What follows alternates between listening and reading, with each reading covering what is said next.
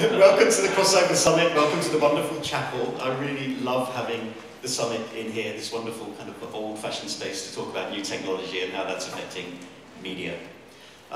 We don't normally have a problem with the sun in Sheffield, but it's shining quite brightly through these windows, and which is washing out the screen a little bit, so we're getting some boards put up, and they'll arrive in the next sort of 15 minutes or so.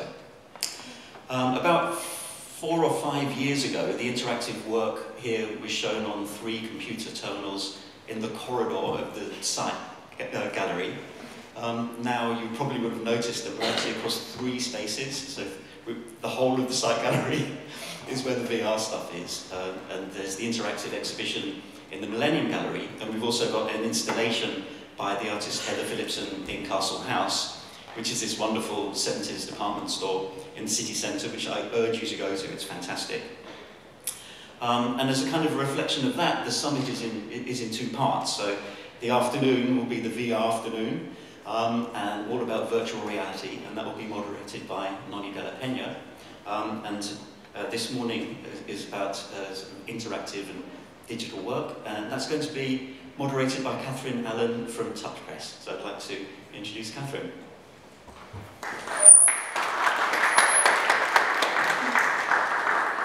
Hello everybody, I'm Catherine, and as Mark said, I'll be moderating this morning's session.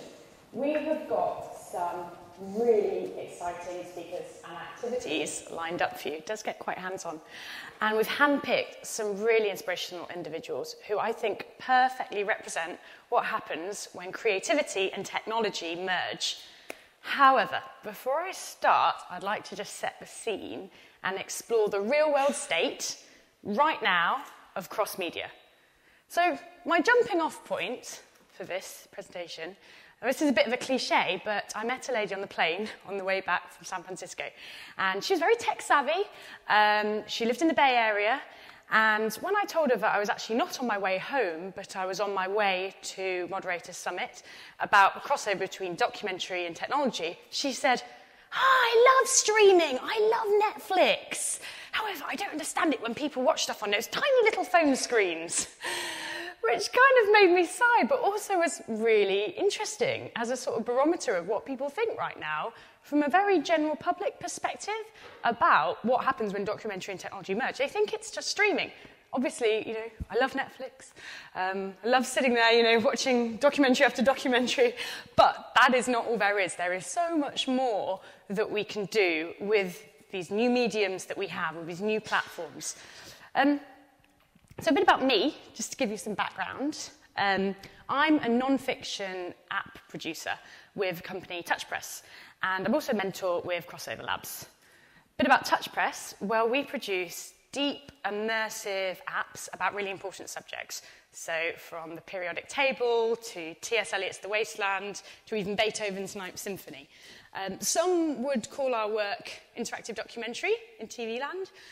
Others would call them book apps. People from publishing often say that. In my opinion, I've come to think that it's actually a whole new medium of its own, and it should be treated as so. We launched in 2010, along with the iPad, actually on the very same day.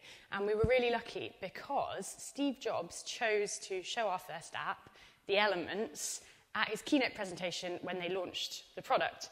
The Elements is an interactive periodic table, and each one of the elements you can tap, and there's a beautiful 360-degree photograph that you can turn around and have a look at it, inspect the element, and with some really sort of witty text as well, written by our co-founder, Teo Gray.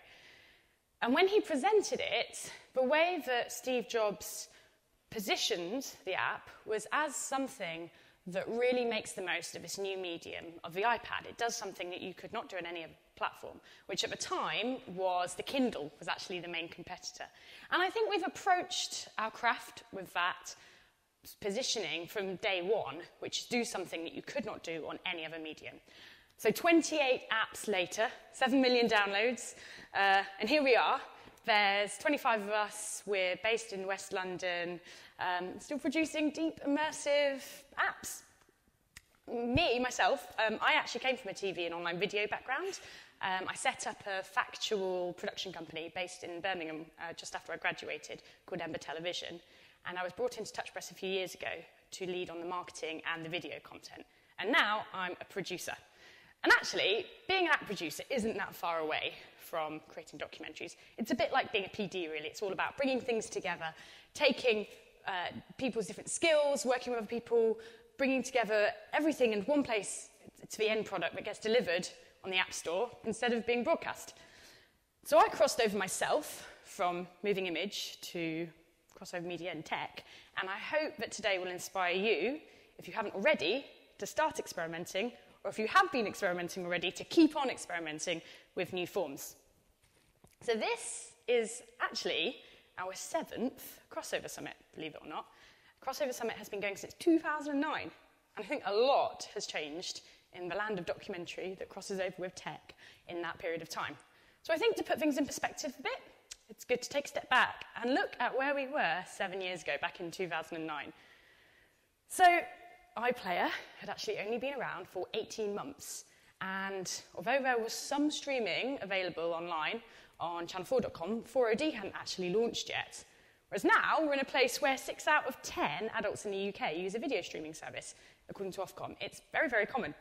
I think back then, when we thought about interactive television or film, people would associate it with the red button. That seemed very cool then, or calling a premium number to vote for something. There were some interactive web projects around, but it wasn't really that mainstream.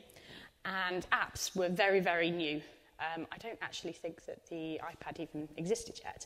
No, it was still 2 years away.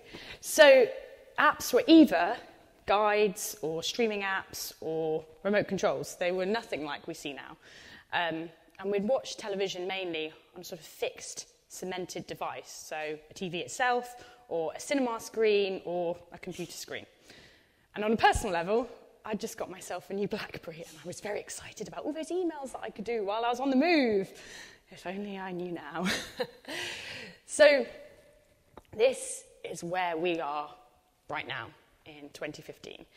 Apps globally make more money than Hollywood box office. The balance has really tipped. And adults in the US spend more time on their mobile devices than they do watching television. So yes, a form of cross-media really has permeated into millions of people's daily lives on a very tangible scale. However, I don't think that these people really realise that it's cross-media. It just is. I'll give you a few specific examples. Who's heard of Periscope here? Yeah? Okay, so about half and half. For those who haven't, Periscope lets you live stream from your phone from anywhere, and also lets you go into other people's live streams and see the world through somebody else's eyes. It launched it's less than 3 months ago, but it's been immensely popular, and I heard the other day that 10 years of video content is watched per day on the platform already. Another example is these collaborative sort of explosions of memes, like the Ice Bucket Challenge, or those 1 photo a day time-lapses where people chart themselves getting older. I think they're quite a good example of cross-media interactive documentary, and also very participatory as well.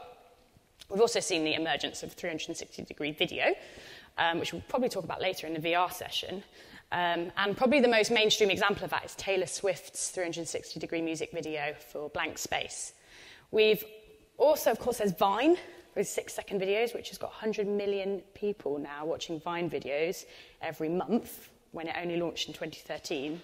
And, of course, how can I ignore it? Those massive advancements in streaming. So new YouTube, Netflix, all for... I heard at this conference that I was at in California that YouTube is now responsible for 20% of all internet data traffic, which is crazy. So factual video is really evolving online, and these native formats are big news. Just to sort of summarise where we've come from, I think in 2009, the internet, it still really belonged to the technology industries. And I think other industries, like TV, like film, were more consumers of it. Whereas now, in 2015, I think it's starting to change. We're starting to become creators of this digital space as much as we are consumers. So this spillover is happening in every industry. It's not just spilling over into TV and film. Now, it's very common to hear people say, oh, we don't have a head of digital anymore. it's just it's in every department now in this organisation. I think every remotely progressive company is in some way becoming a technology company now.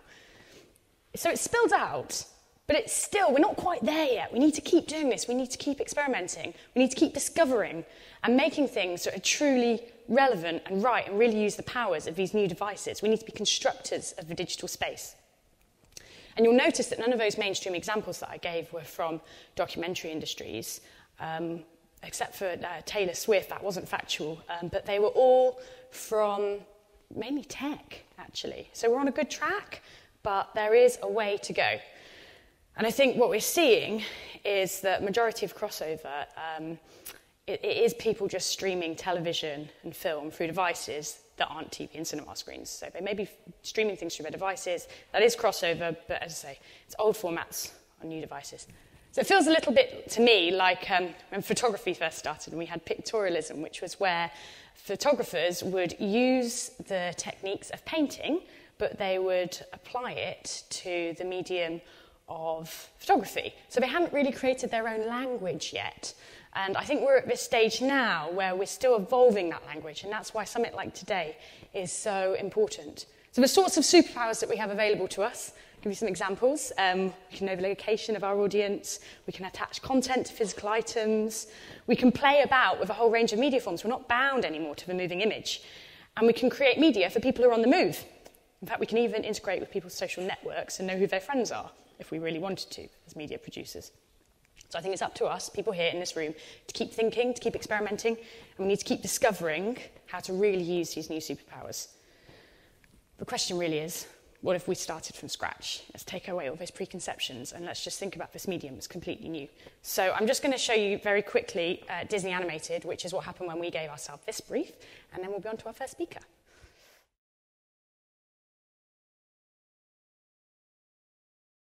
There we go. So, back to today, away from Disney Animated. I'm going to introduce to you now our first speaker, which is Ram Devineni, who's the founder of Ratapalax. So Ram, I think, has really addressed this challenge of starting from scratch in his really transformative project, Priya Shakti, which is an augmented reality comic book and a cross-platform multimedia project. And I think that Ram's work demonstrates how cross-media, it's not just cool, these technology superpowers can tackle serious global issues. So, without any further ado, I introduce to you Ram.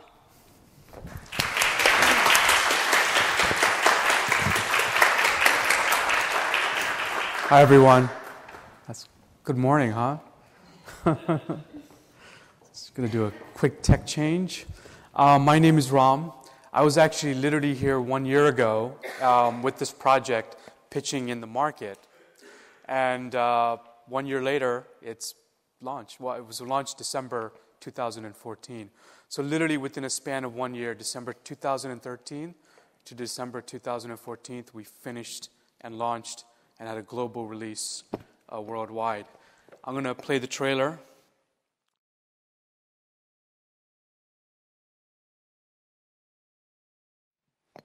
So the origins of this whole project, which started literally in December 2012. As many of you remember, there was this horrible gang rape that happened on a bus in Delhi. And I was in Delhi at that time and was involved in the protest that happened soon after. And like many Indians, we were horrified by what had happened on the bus and also the indifference exhibited by the government. And at one of the protests, I spoke to a Delhi police officer and asked him what he thought about what happened on the bus, and in particular to her. And what he said really got me started on this whole project. He said, "No good girl walks home alone at night. No good girl walks home alone at night," implying that she either deserved it or she provoked the rape. And I knew at that moment that the problem of sexual violence in India and around the world was not a legal issue, but a cultural problem. So I began traveling around India, speaking with NGOs, poets, philosophers, people working in gender violence issues. And I spoke eventually to rape survivors and gang rape survivors. And one of them told me their stories, which are in the comic book, and also you can activate it and actually hear their stories in the augmented reality. And one of them told me that when she was raped by a group of men, they videographed the rape and threatened her that if she ever told anyone or went to the police, they would release the video online. So that night she went home, burned her clothes, took a shower, never got medical help, never told anyone, and for several weeks she lived with this trauma. And it was only when that same group of men raped another woman in a neighboring village that she decided to go and seek legal recourse.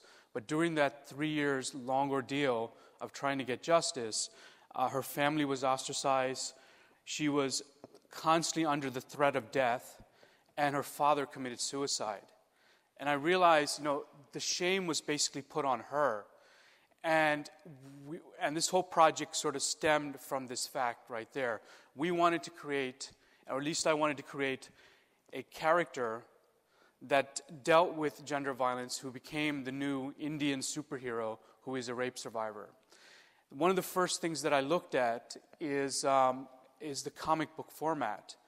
And this goes back to my childhood when I was in India reading all these great mythological comic books. And one of the common motifs that existed in all of these comic books where there was a villager that would call upon the gods when in a dire situation. And I thought, what's more dire than the problem of sexual violence in India? So I created this new mythological story with my team in which a human, a rape survivor, would call upon the gods only when she had no one else to turn to. And the gods would get involved, but it's eventually up to her to solve the problem of gender violence in India. And that's sort of the origins of Priya Shakti. These are just some pages from the comic book.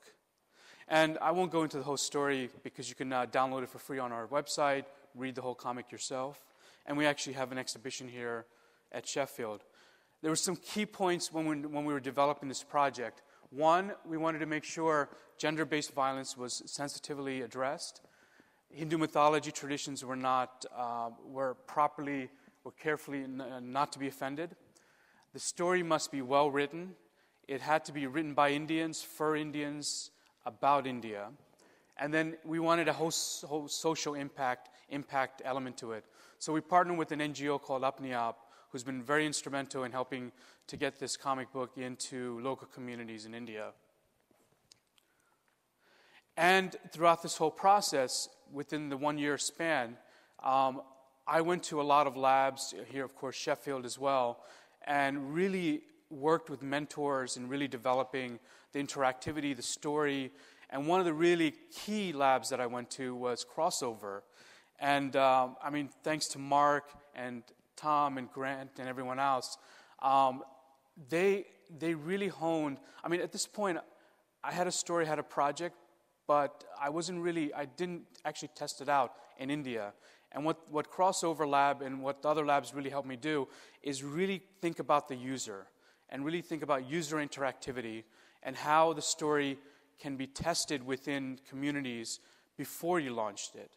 So after that lab, I literally went to India and I field tested the comic book and the project and some of the rudimentary interactivity with communities in Mumbai and Delhi and other parts of India. And we really determined that the test group for this comic book was 8 to 14-year-olds. And it was very instrumental, and they gave us a lot of feedback. This was not massive testing. These were more very small focal groups, but very key focal groups from various demographics, too.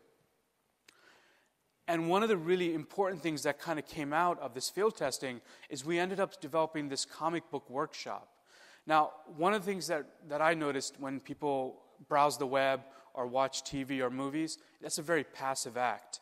And what we decided to do is we created a comic book workshop where teenagers create their one-page comics dealing with social issues, in this case, gender violence. And there's something very profound when a teenager draws a woman who's been raped or a woman who's had acid thrown at her face. It's a very active, kind of responsive endeavor. And what they created was beautiful. They pulled stories from their communities, from their families. After they made the comics, they shared copies of them within their community, had discussions with their local community about it. In the end, Mozilla Foundation came in and turned these comics into animated little films that are on the Mozilla Popcorn website. And then also we created a 7-page curriculum where anywhere in the world people can download the curriculum and create a similar workshop in their own community for the cost of paper and pen, which is like $25. It's a one-day workshop which anyone can do, and it's highly socially impactful. Now, the idea of augmented reality kind of was in my mind all the way through, but I wasn't really sure how to go about it. And it really came to fruition when I went to the Sistine Chapel in Vatican City. And I was looking around and I said, wow, this is the greatest comic book ever drawn, and the story of humanity all over the walls. And when Michelangelo created the comic book, he was obviously just maybe a meter or two away from the walls, from the ceiling and everything else. But if you're in the Sistine Chapel, you can't see most of it. It's really difficult to see the stories, the intricate stories. And I thought there must be a way to really scan or somehow interact with the artwork and have it come out and experience it, look at the intricacies of it, and also get a lot of information out of it. So this sort of idea of augmented reality came from there. And I literally went home and sent an email to this company called Blipbar, which is the biggest augmented reality company in the world with about 20 million users. And I sent an email to info@blipbar.com, which is like sending an email to info@sony.com or something. I thought they would never respond, but literally within 2 hours they came back and said, this is a brilliant idea, we're on board. They were also at that moment opening up offices in India. So they were so keen on having a high-profile project in which they can help develop and promote. And one of the first things we did with Blipbar is we started taking images from the comic book, especially Priya, who's our main character, sitting on a tiger, and we created street art, murals in Delhi and Mumbai and Dharavi. And these murals are also augmented reality, so you can scan those walls and you'll see animation and videos pop out. In fact, right outside here in Sheffield, we have a mural as well, which you can scan too. Now, the idea of these murals is very simple. One of the most common images in India is the image of Durga, the ultimate goddess of feminine power, sitting on a tiger.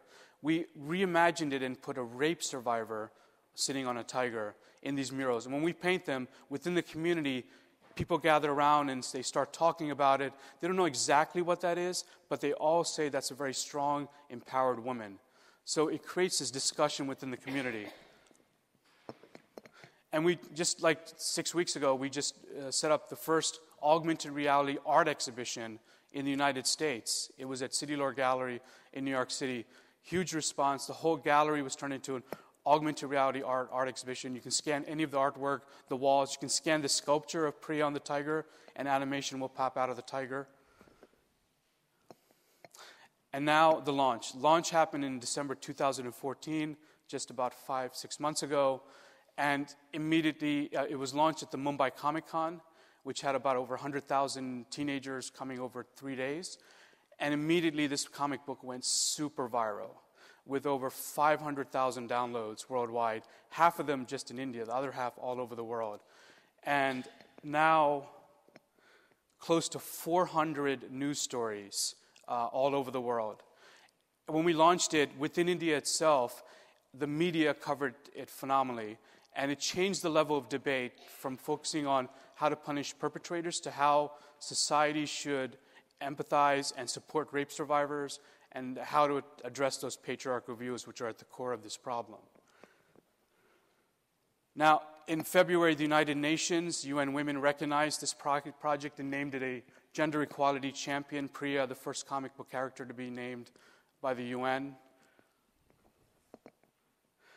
And this is the makeup of our team that really developed this.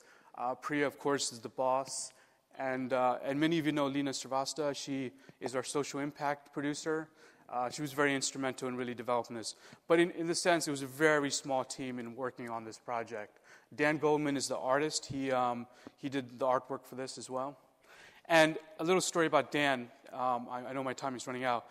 I literally met Dan Goldman at a Story Code meetup in New York City. He was walking out, I was walking in, and he looked at some of these ideas that I had, and he said, because I actually did a little video for the project, and he said, this looks like a comic book. And from there, began this relationship which came out to be Priya Shakti. Our next phase of this whole project is we're going to do school distribution. And in fact, this fall, our goal is to do a test with about 10,000 students in Delhi and Mumbai, see how the comic book works in a Hindi version, and then take the analysis and then hopefully print 1 million copies of the comic book to distribute to schools. Because this comic book really resonates with our age group, which is 8 to 14-year-olds. And in particular in India and all over the world, of course, at that age, they're understanding gender roles, gender violence, sexuality. It's such a critical age in which this comic book can have a deep impact on them. So that is Priya Shakti. And in the future, we're in the process of negotiating the whole project being funded by the World Bank, who wants to create more editions of this comic. So in a sense, within 1 year, we launched and had a huge success. And we went through this whole process, which many of you will probably be going through now, in developing your interactive projects. And I found it really fruitful to have like mentor relationships and really go deep into it and talking with people about it. And I'll be happy to answer any questions. Thank you. Oh, here's the comic right here. Thank you, Ram. Thank you. I had a question, actually, just to kick things off, and then we've got time for 1 or 2 questions from the audience. How did you find using AR as a creative tool? Like, what was the artistic impact?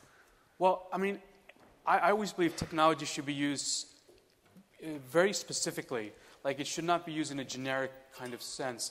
Now, AR kind of works perfectly with this project because it turns the comic book into a pop-up book.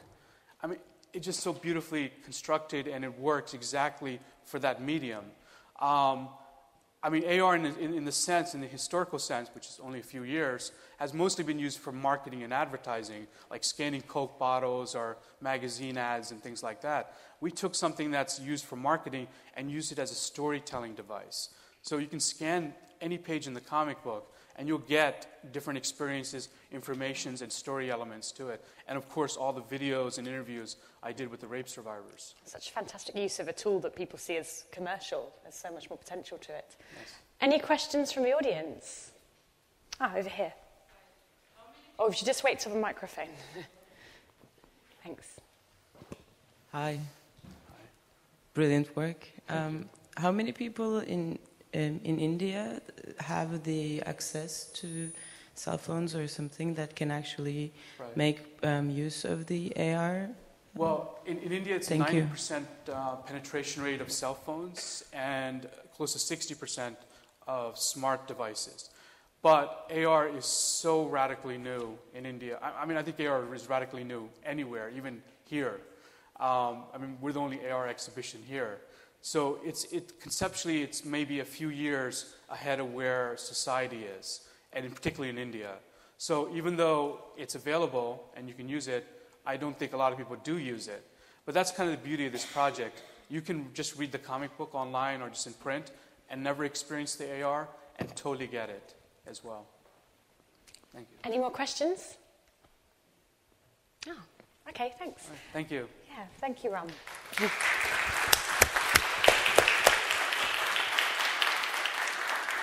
So now I'd like to introduce Nadia Denton. And Nadia has worked in the film industry for over a decade and is a specialist in the African film industry. So she recently released her book, The Nigerian Filmmaker's Guide to Success, and it was launched at the BFI as part of the Beyond Nollywood season. And I think her work really illuminates and illustrates that overwhelmingly rapid rate of technology adoption in countries in Africa. So I think it's crucial that we look across media from a global perspective.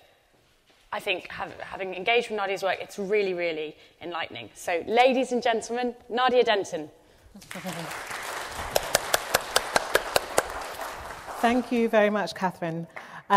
So for the next 20 minutes, I'm going to talk to you about what I've termed African digital. So looking at developments in digital, interactive, and cross-media. But just to start off with, I wanted to set the scene by talking about 3 trends that are taking place across the continent, which give us a bit of an explanation in terms of developments in this space. So firstly, many of you may well be aware of the economic growth that's been taking place across the continent. So Africa is currently experiencing its longest period of economic growth in over 40 years, and it's one of the fastest growing regions economically. Africa's middle class have tripled in the last 30 years to around 330 million people. Secondly, it's now known as the mobile phone continent. So there are over 650 million mobile phone subscribers, and this is predicted to rise to around 930 million by the end of 2019. Mobile phone payments have outstripped other parts of the world, and it is now easier to pay for a taxi by mobile in Nairobi than in London or New York. And then thirdly, the continent also has the world's largest youth population. So 65% of the population are under the age of 35, and there are 200 million young people between the ages of 15 to 24. And this is estimated to double by 2045. So I think you can see from some of those stats and trends that there is currently a quite fertile space in terms of potential for developments in digital and mobile phone technology. So this has all contributed to what I've called a quiet digital stroke tech revolution. So I think, as I'm going to be showing you over my presentation, there are quite a number of unexpected creative content innovations in the world of tech. These developments have exceeded expectations both at home and abroad, and Africa is really starting to emerge as a key player on the international digital scene. And my feeling very much is that this will only increase because mobile phones obviously allow for a great deal of innovation in a quite short space of time, but also, secondly, the youth population are impatient and they want to make their mark digitally, and they have a lot more technological confidence than any other previous generation. So over the next few minutes, I'm going to show you a couple of examples of such innovations across the key areas of games, apps, and web series.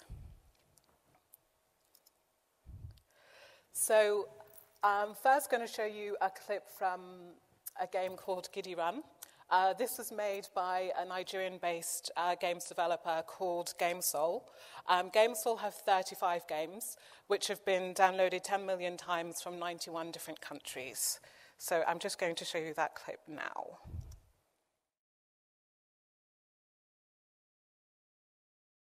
So the title of that game, Giddy Run, is a quite specific local reference. Giddy means Lagos in local vernacular, and Run refers to the notorious Lagos traffic that the capital is known for. And you would have also heard the music there by Fela Kuti, who is a quite renowned Nigerian musician. So we're certainly seeing with a number of these products very specific local content that resonates with the immediate audience, but also has some resonance internationally. So I'm now going to show you another clip by another Nigeria-based games developer called Chop Up.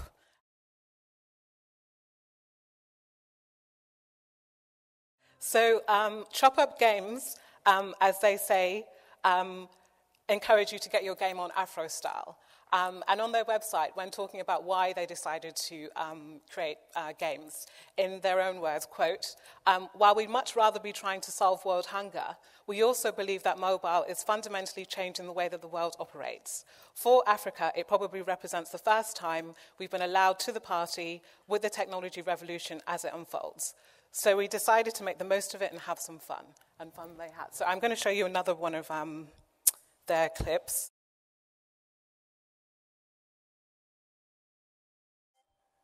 Any of you who have been following the recent political elections in Nigeria may well have recognized some of those figures. So we had the first few individuals were previous Nigerian presidents.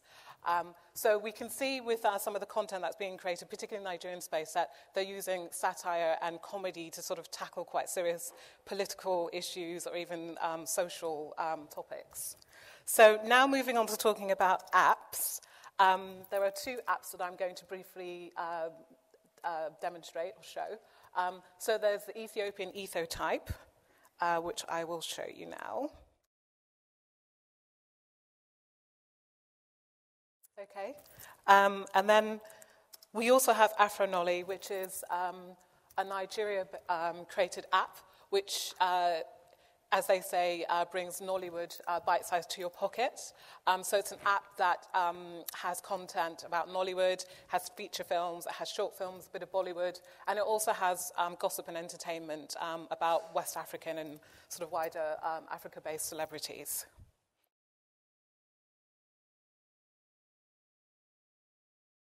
So again, we're seeing across the range of examples I've shown you, very specific created content, which is picking up on local trends and gaps in the market in terms of entertainment and consumption and so on, but which also can be consumed by people from across the world. So now moving to talking about web series, I'm going to show you a clip from the first African transgender web series created by the Swedish director Johnny von Wallström. I believe he's here. Is he? Yep, he's there at the back. He's actually pitching his project in the meat market, looking for, I think, funding and supporters. So certainly, if you are interested, do find him afterwards. So, yeah, this is The Pearl of Africa. So CNN quoted The Pearl of Africa as the top African web series to ditch House of Cards for. And the director, Johnny, and his team recently embarked on a crowdfunding campaign where they were able to raise, I think it was $12,000 or over $12,000. And certainly in my conversations with him, what he was saying is that the crowdfunding campaign opened up the sort of element of interactivity and sense from the audience so they could contribute to the story. And this has helped the concept of the series and the forthcoming film, etc., to further develop. So in this case of The Pearl of Africa, we see a web series, which has very rooted local content, but which has had a quite broad appeal internationally, particularly because of the sensitive subject matter that has been handled. And then I also wanted to show you my final clip, which is called Oggers at the Top. Oggers at the Top was created by a Kenyan outfit called Bunny TV, and it's mainly political satire, Nigerian content. In this case, Oggers in local Nigerian vernacular means like big man or top man or like a chief.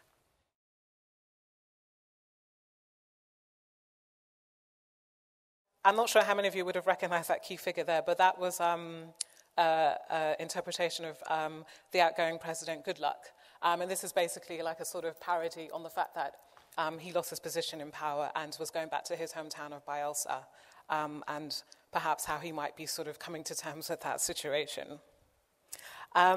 So based on what I've shown you so far, what might we say are some of the African digital takeaways? So the African cross-platform digital interactive space is admittedly at its infancy, but it is definitely a place to invest and to pay attention to. There are a plethora of collaborations waiting to happen across the continent. Content creators not just sitting and waiting, and there are thriving tech hubs in places like Nairobi, Accra, and Johannesburg. So I have 3 predictions for what might be happening in this space over the next 5 years. Firstly, I think there's going to be an increasing take-up of phablets, definitely with the fact that there is limited cinema access. With the kind of content that we're seeing, there's definitely going to be a need for people to want to consume this on much bigger screens, and I think that this is where there will be increasing interaction with that kind of tool. I think also, secondly, that there are going to be some Nollywood cross-platform projects. I think we are going to see collaborations between games and apps developers and filmmakers. And then thirdly, I think there's certainly going to be an African big-budget multimedia feature film which incorporates archive, animation, and borrows heavily from the contemporary music and fashion scene. So that's pretty much it. If you want to stay in touch with me, these are my details. I'm happy to email a one-page fact sheet if any of you want it. If you want some of those links and some additional ones that I have, feel free to email me at that address. I also have a couple of copies of my book, which is almost like the Bible of the Nigerian film industry. It basically looks at happenings beyond Nollywood. So I talk about what are the forthcoming trends in the next 5 to 10 years. It features 78 interviews with mainly Nigerian filmmakers and practitioners from across the world, as well as the international film industry. So I have a few copies of that. It's going for £20. I'll be happy to sign a copy for you during the break. And then lastly, if any of what I've said has been of interest and you want to have a chat or interested in any kind of partnerships or working together, I'm around. I've got loads of business cards, so feel free to approach me during the break. Thank you.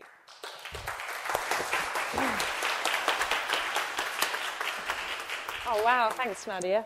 I've got a quick question for you, which is what is the rate of change that we're seeing? Is it something, I mean, during your research that you saw change even during that period of time? I did. I think what I found quite phenomenal is just the amount of developments and things that are happening just aren't documented and that people don't know. So certainly when writing my book, even, you know, in and amongst the Nigerian film community, there were so many sort of like what I thought were key and seminal figures, whether it be transmedia or even documentary makers, etc., who just don't have the visibility. Is there any questions from the audience? No? Okay, well, I'll take this opportunity to ask another question then. What did you find that surprised you most in your research? I mean, I think it's probably attached to my first point about the lack of documentation. So, I mean, I did like probably over 100 interviews, but certainly even in around the issue of sexuality. One of my interviewees was talking about the fact that, you know, in his local village, women who got to a certain age and couldn't produce children were married to other women. And then the younger woman would marry a man and they would produce a child who those two women would bring up. So what he was essentially saying is that the West have a view that, you know, African sexuality is quite restricted or quite naive. But in fact, there are things that are part of the culture which are just not documented. People don't know and they don't talk about it. But it's there. And I mean, that example about sexuality is just one of them. There were so many other things that sort of came up in terms of the culture that are starting to be explored in film. Yeah. And obviously some of these new forms are giving way to them being expressed. And as we see more kind of borrowing as well from techniques that are being developed in African countries, I think there's a lot to learn as well over here in UK, US, a lot of crossover we're seeing as well internationally. So thanks, Nadia. Oh, there's another question. Fantastic. Mark. You might have said this and I missed it, but are those games available here? I mean, can you actually buy them from the iTunes store, for instance, because they look really great? Yeah, a number of them are. I think the first one I showed Gideon, I don't believe that that's yet complete. But certainly Games will have some other games that you can buy from the App Store and online. And Trop Up Games, yes, you can. They are available internationally. Okay, I think that's one more. Over here? The back? Hope I can answer them. One question is about growth versus the amount of skills that are there. So there's a lot made in the UK, for example, about the growth of the digital economies exceeding the development of skills. And I'd like to know what the situation is in relation to that in Nigeria. The second question was a completely separate one about Nollywood. And because you talked about, you know, there's going to be big cross-platform developments happening there. And for years now, there's been this whole discourse around the economy of Nollywood, which is, you know, the situation where abundance has been kind of in the past, has been a bigger priority than quality, but then ultimately films are being pirated and so on. And so with the release of, and I've been sitting here trying to remember but you know what I'm talking about, the novel, the big movie that... Half a Yellow Sun. Yes. Yeah. Half a Yellow Sun. A lot of talk about kind of how Nollywood that might mark a watershed, a breaking point for Nollywood, if indeed you still use that term. Haven't heard much about developments since, but it's interesting sitting here and hearing you talk about cross-platform work and how that plays into that. So those are two particular questions.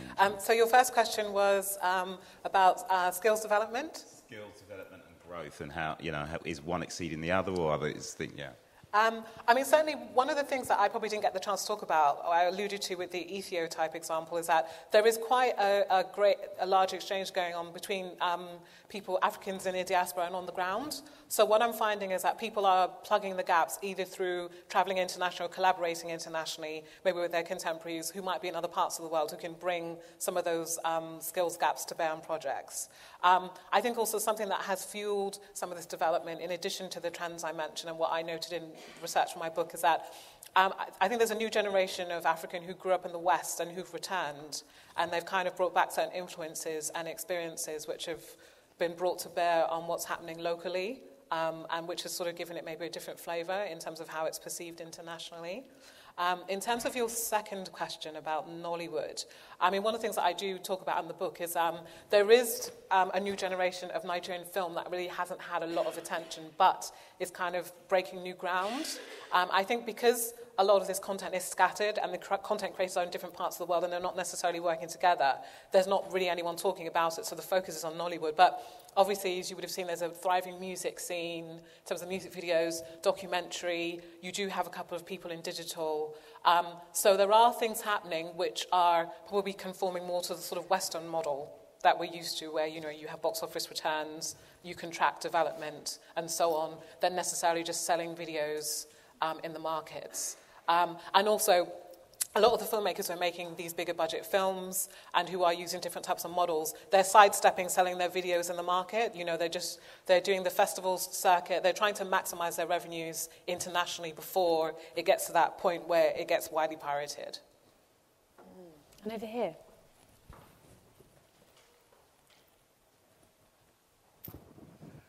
Hi, Nadia. Interesting to see how the technology is catching up in Africa. And my question is, how do filmmakers or people who create this content are able to make money from this content? Because if in the Western world we have bank cards, credit card that can use to download or buy movies. I don't know if that's catch up in Nigeria, and how do content providers get to make money now and in the future? And is this going to be a replacement of DVDs, wherein, you know, because DVDs are easy to pirate, but maybe if we go online, maybe that's going to be a different issue. So is there potential in the future for filmmakers to make more money selling their stuff in the web? Okay. So in terms of the first part of your question about how content creators are monetizing the content. So certainly with the app AfroNolly, they were sponsored by MTN.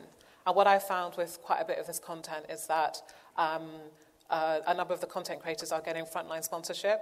They're getting sponsorship to create the product and obviously to cover the costs. AfroNolly is a free-to-download app. Chop Up Games, I believe, they're games you can buy. So obviously that's through people buying the games. I mean, generally speaking, in the Nigerian space, a lot of the content is created through private financing. So people who've supported, believed, you know, in that individual's potential. But I think it's probably still kind of at the earlier stages for a lot of content creators in terms of being able to develop their products to the scale where they're able to really maximize the kind of revenues that they would like. I mean, the marketing and the distribution in terms of, you know, getting the word about these products is still a challenge. In terms of your second question about whether, I suppose in essence, DVDs will become redundant, there's still obviously a huge issue in terms of website or internet penetration and access on the continent. But what you are finding now is on the continent, a lot of TV channels, like for instance African Magic, they're now kind of sort of taking the place that traditionally DVD would have had. So when I was in Nigeria, in terms of doing the research, apparently now the sales of DVDs have really gone down because people are just not buying the DVDs anymore because they can watch Nollywood films on African Magic or a similar type channel back to back. So I think you're still having people consuming the content very much in a home space, you know, on technology that they would have traditionally had. But certainly in Nigeria and as for much of the rest of Africa, streaming and watching things on the internet is still limited. So even a platform like Iroko TV, which many of you would have heard of, which has a lot of Nollywood films, I mean, like 90% of their audience are outside of Africa. So still a way to go. But I think this is where the whole thing of creating apps is quite exciting, because people do largely consume their content on their mobiles. And obviously, this provides an opportunity in terms of creating shorter, smaller content. Time for one more question. We'll just wait for the microphone. I was just wondering whether or not there was a particular space or a scene opening up for women filmmakers in Nigeria or elsewhere, which I'm sure is something I'll find out when I read your book. Yes. It's interesting that talking about gender issues can be quite touchy in Nigeria. Like, if you go out and say you're a feminist, it's almost like saying you're an atheist. You know, it's really seemed to be something quite controversial. I did sort of very softly touch the issue of female involvement in the film industry, and about 30% of my interviewees are women, which I set myself a quota for. And I did ask them about how they felt about their position as female filmmakers. The majority of them said that because of the state of things in terms of how women are treated in Nigerian society, they felt very much that as a woman, they had to put forward that voice and that narrative. In terms of trends, interestingly, what I'm noticing is that there's a trend around female administrators in the film space. So a lot of the key film festivals in Nigeria are run by women, and they seem to be the ones who are emerging in terms of like organising these events, and even like behind the scenes doing things like the marketing and the sort of putting the structure around, not necessarily getting the credit. But when you sort of like art searching questions and you see who's been behind setting up things, you're realising that it's actually quite a lot of women. So I think this is going to be quite an interesting development in terms of future structures in the industry. Thanks, Nadia.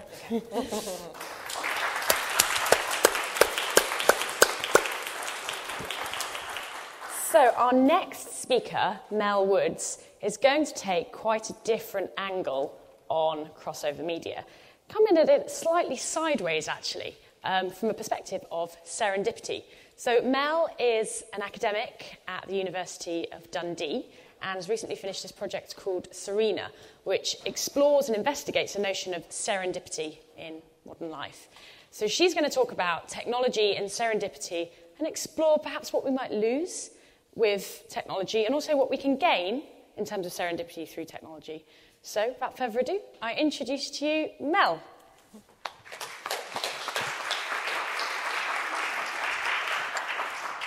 Good morning, everybody. So, thank you for the introduction, Catherine.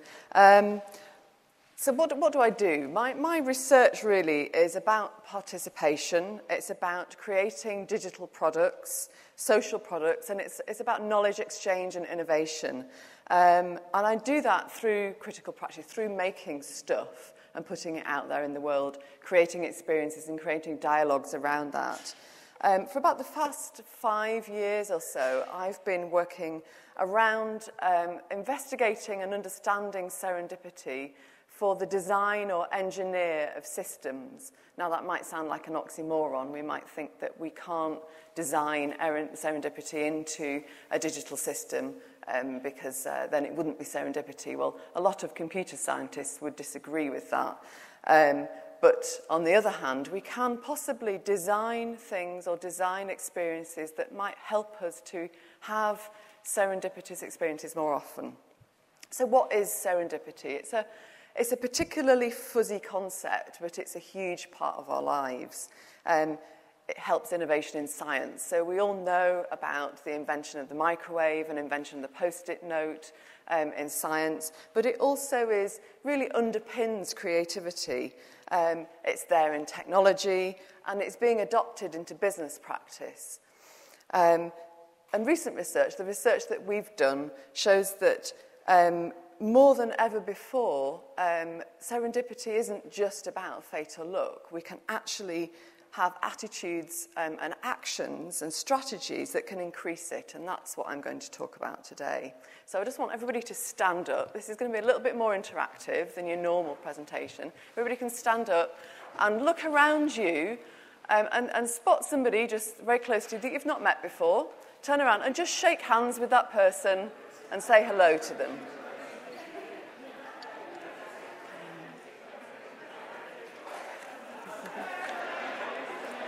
Okay, so if we sit back down again now.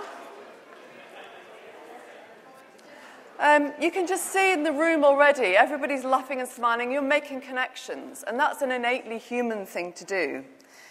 We expect to make connections in our life, connections with other people, connections with information, connections in order to create new ideas. But life digitally still isn't quite joined up. We do expect our digital services, our digital products, our mobiles to be more and more connected, but at the same time when they are, we may be giving data away that we might not want to. So there's a trade-off. Making connections, innately human, but it's very different to seeking connections. When we have goal-driven search, when we're looking for things online and we're seeking connections, it's one thing. But what happens when connections are made to us unexpectedly? When they may not be relevant to the thing that we're doing at that precise time? How can we turn that to our advantage, and how can we embed that in our practice? So, what is serendipity? Does anybody want to give me a word or a description of what serendipity is? Please go for it. Any words? Fate? Go for it, yeah? Coincidence, yeah? Magic, cool. Any more? Oh, what's that, Mike? I fancy meeting you here. Exactly. Okay, so these are the kinds of words when we... oh, goodness, it's gone off. When we did our research, these are the kinds of words that came up that people talked about when they talked about serendipity. All of the things I'm going to show you here today are based on research that we did.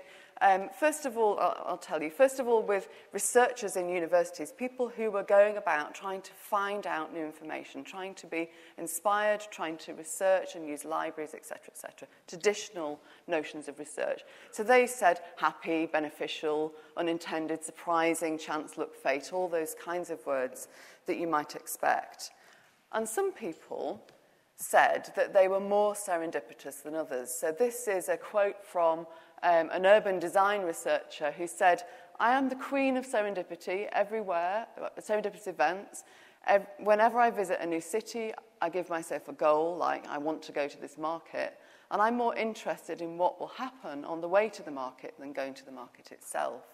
And we started to come across these people more and more often. We even came across an engineer who said, "Actually, I experience this quite a lot, but it's really embarrassing. I don't tell my colleagues about it," which was quite funny. So the origins of the word serendipity came from a Persian fairy tale, so storytelling, about three sons who were sent on a journey by their king, the father, to mature, really, to grow up and to use spontaneity, curiosity, and acknowledge the world around them. And they did that very well. If anybody happens upon that story, then you should read it. Horace Walpole, who lived from 1717 to 1797, son of a prime minister here in this country, and really famous for his Gothic house in Strawberry Hill in London, which I really recommend you go and visit, lived his life in a very unique way. He was a well-travelled man. He collected from all over the world. And in his house in Strawberry Hill, he built sort of vignettes and placed and juxtaposed objects alongside each other to create new small narratives between them.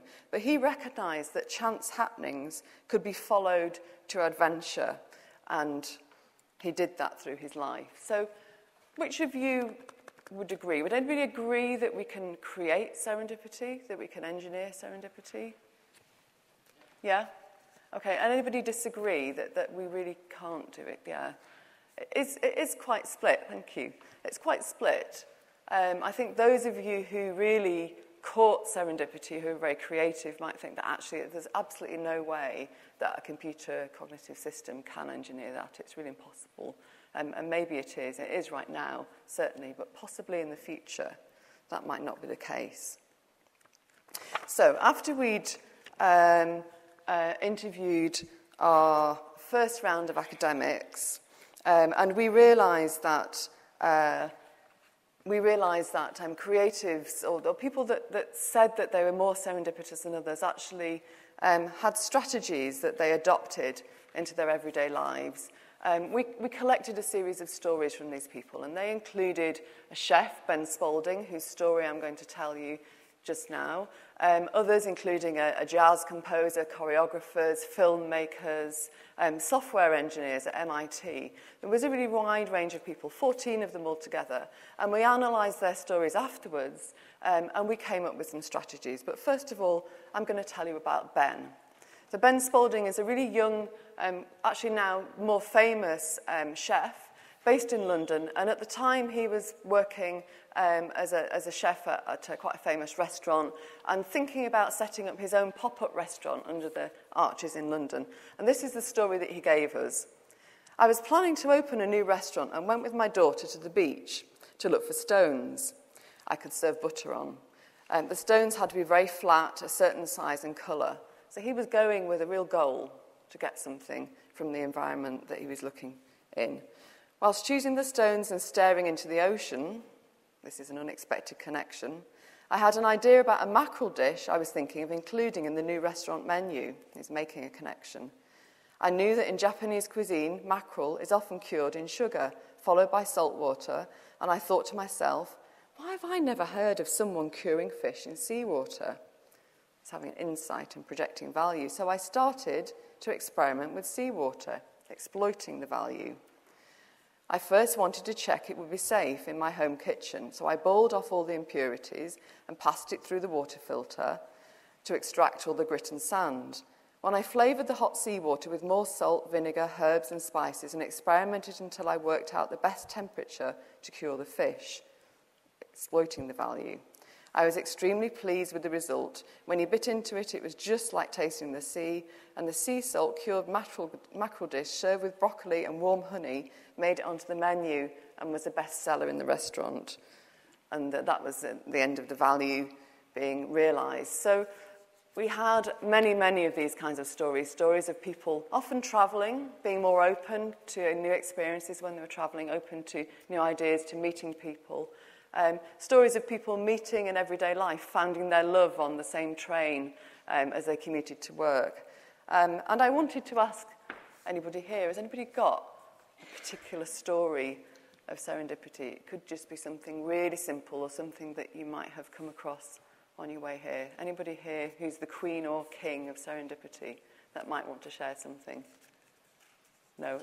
Go on. I've met one of my best friends on a train before, as in that's how I met him. Right. Okay. And we were sitting by the buffet and thought, hey, why don't we just treat this like a bar? You seem interesting. Yeah, yeah. And then ended up chatting and sharing a few bottles of wine from London to Birmingham. It's great. Yeah, perfect. Thank you. Any more? What about you?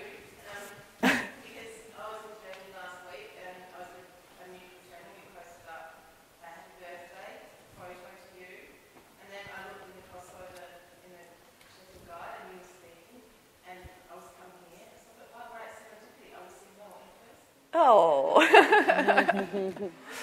So social media can be a really good kind of curator for serendipity, but you've led me quite nicely onto my next point, actually. But in fact, you're often creating those links in silos.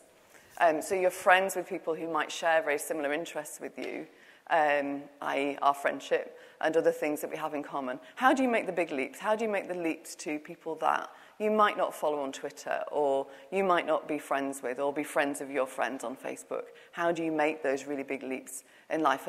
And I think one of the things in the project that we were working on was looking at open data in the semantic web and linking terms across ontologies, and that might not be a familiar thing to lots of you, but basically what it does is it cuts through the silos that are created by the Googles of this world, cuts through the algorithms that are set up to give us exactly what we're searching for. So that was what was underpinning. Anyway, back to the slides. When we started talking to the creative professionals, we decided, after giving lots of talks like this and getting so many stories of kind of everyday life that we opened up a sister site called Tell Us Your Story of Serendipity, and got a huge response from the public. They started sending us their small stories of the accidental chance happenings, some of which were, as you might expect, meeting my best friend or meeting the love of my life, etc. And others were born out of unfortunate circumstances that ended up turning out really well. So serendipity doesn't have to be positive all the way through, but it does often, have to have a valuable outcome for us to recognise it. And there's something else we really started to notice as well, and that was that often serendipity, we felt something was serendipitous, and it occurred maybe when we'd been struggling with something, when we'd got stuck with an idea, and that's quite often where you might find a strategy you adopt yourself is to go for a walk to clear your head, and you come back and actually things seem a lot easier, or you have a solution. And the emotional rush that you get when an event is perceived as serendipitous is maybe a latent goal at the back of your head. And you have some insight, you notice something, and that rushes to the front of your head, and it creates this sort of delightful emotional experience. So this is the model that we built, and this is an academic model, so it's drawing on other papers that have gone before. So it's worded in a particular way, but I have to represent it like this to be fair to my colleagues. So it's where unexpected circumstances and insight come together. You make a connection, you project the value, you exploit the value, and there's a valuable outcome, and then you have a kind of reflective circle that goes around about those. And I spoke about the strategies for serendipity. So these were the strategies, after we analysed the text from all of our interviews with creative professionals, that we found that people adopted most often. So these are varying your routine, being observant, making mental space, relaxing your boundaries, drawing on previous experiences, looking for patterns, seizing opportunities, and are there any others? So what I'd like to finish with is to challenge you all to pick one or two or three of these strategies and apply them to your time here at the festival. Go about with the festival with one or two or three of these strategies in your head and open yourselves up a little more, because being at a festival like DocFest, in an event where there were some fantastic people, not always from the same industry, actually people here from a really wide spread of places and experiences, of globally, people from around the world. And you may just find opening up and adopting one of these, thinking about how you could apply it to your time here, that you'll actually have an even better experience than the people that have organised are giving us here today. And just to round off, if you're interested in hearing Ben and I and Alex Grotowski talking any more about this, then you can go to the BBC Radio 4 website and go to the Digital Human series, episode 7 of 7 on chance, and you'll hear us talking for a little longer than we've got today about our project. So thank you very much.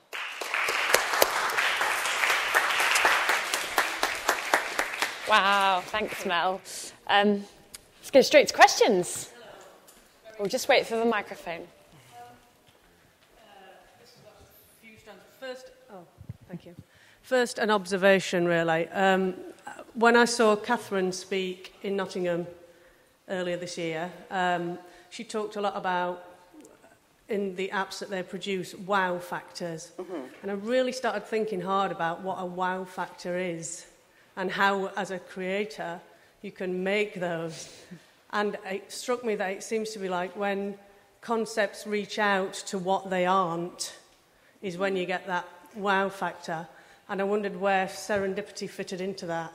And also, when you put the list that you just put up, it seems that serendipity has got a very large overlap with creativity.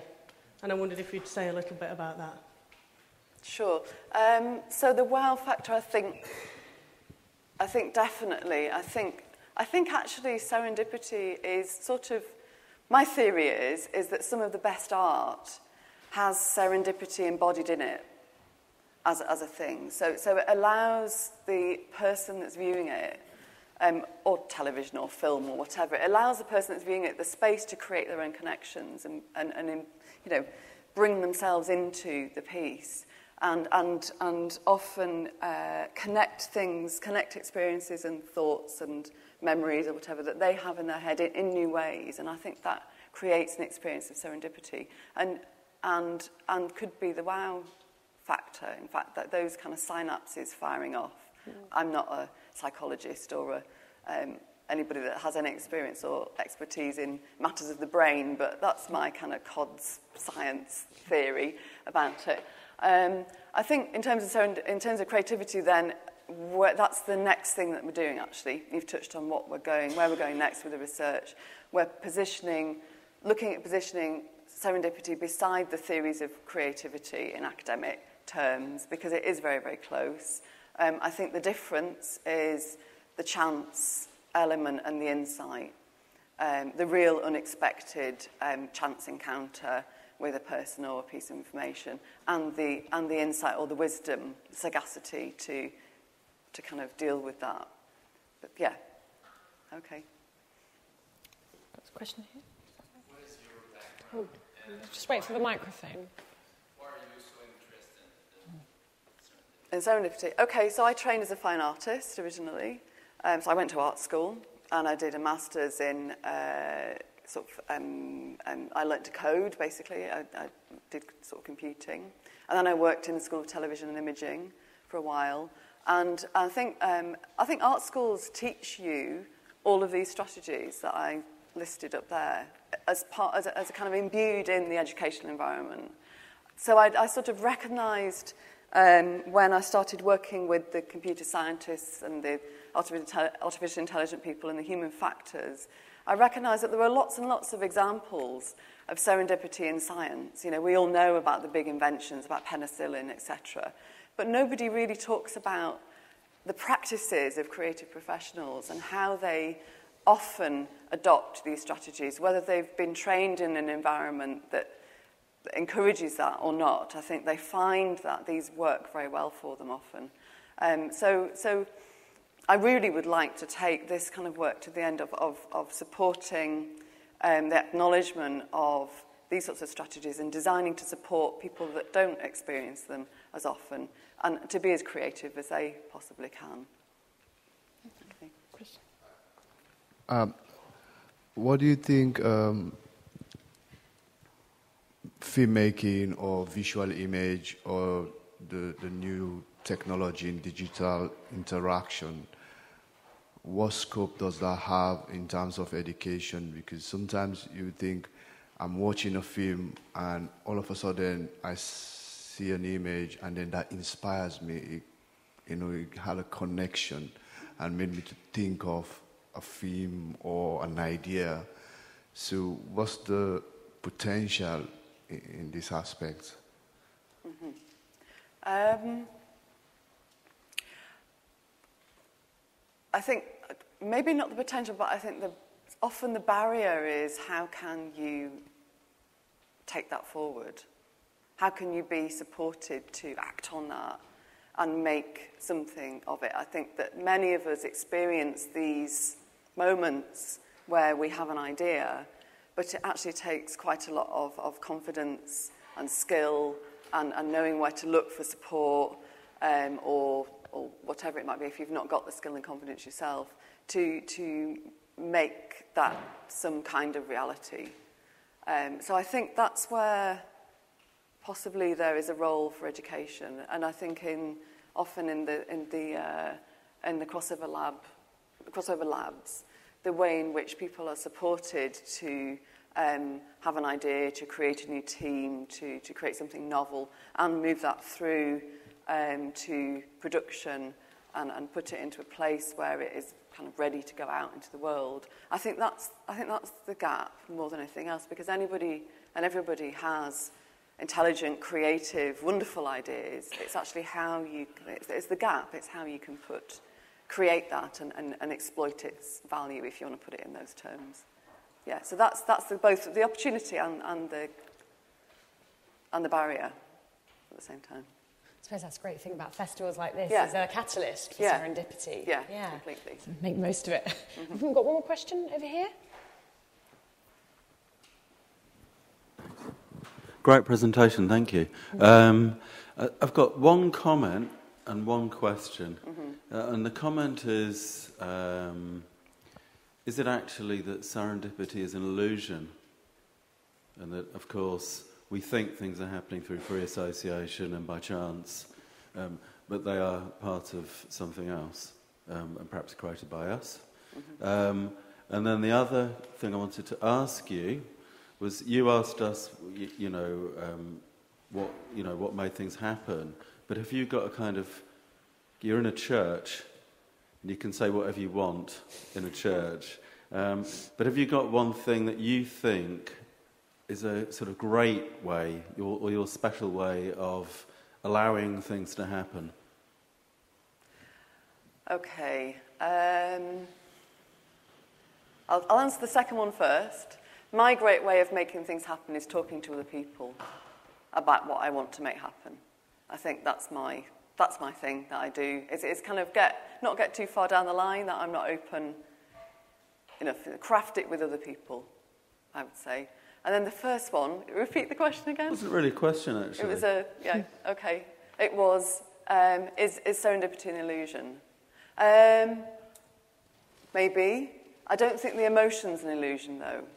I think it's about the emotional experience that we have, what we feel, when something really special like that happens. And it seems to be experienced by many, many people. So therefore the experience and the emotion isn't an illusion, but serendipity itself, maybe. Can I relate one story? Go on. Very briefly? Yeah. But Gina Shanecki, who you know, her father, who was a Holocaust survivor, was later rejoined to his sister, who he'd lost contact with after about 20 years, through a priest visiting him and recognising his face, and said, "I know someone who looks just like you." She can tell you the story more fully. Wow.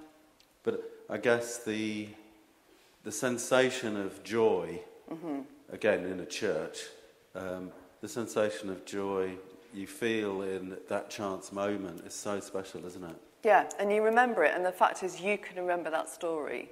I think it's the emotion that comes with it that makes you remember that story, and that's amazing. Thanks, Mike.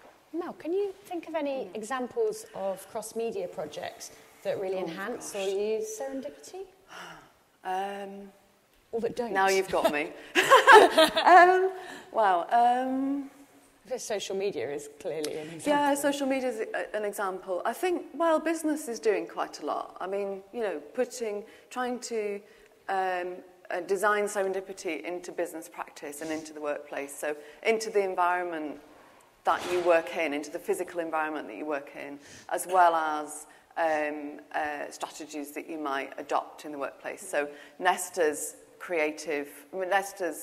randomised coffee trials was one example. What was that? So Nesta decided that because they were in a building that had many floors and their departments were split across a lot of floors, people were becoming siloed. They wanted to mix things up a little bit.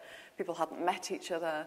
And so they set up a kind of human algorithm where you signed up to go for coffee with somebody once a month, I think it was, put your name in there, and then you got a suggestion for a time and a place and a person to go for coffee with from your organisation. And then you went for coffee for half an hour. And this had quite a profound effect. And other places in the NHS, I was talking to Healthcare Scotland about it the other day, and their knowledge mobilisation team have tried the same thing out at their hospital. But I think there's some interesting things there. So they received the contact through digital media. I think it was through their online working environment, whatever that was. But in fact, they knew that there was a person behind it. So they knew that the connection, whether it was randomised or not, had been made by a person behind the machine. So I was questioning whether it was just if it had been an algorithm and they knew it was an automated digital service, whether it would have had the same level of interaction or trust or feeling that they've got to fulfill this because they've signed up for the service. So I don't know. Anyway, maybe that's interesting to think how that could be applied to documentary projects. Yeah. You know, that randomised matching of interests. Yeah, but it's whether the machine can do it, whether there has to be a human behind it, and whether that kind of level of, I can't think what it is. Trust. Yeah. Trust. Yeah. Well, thank you very much, Mel. Okay. No problem. Thank you.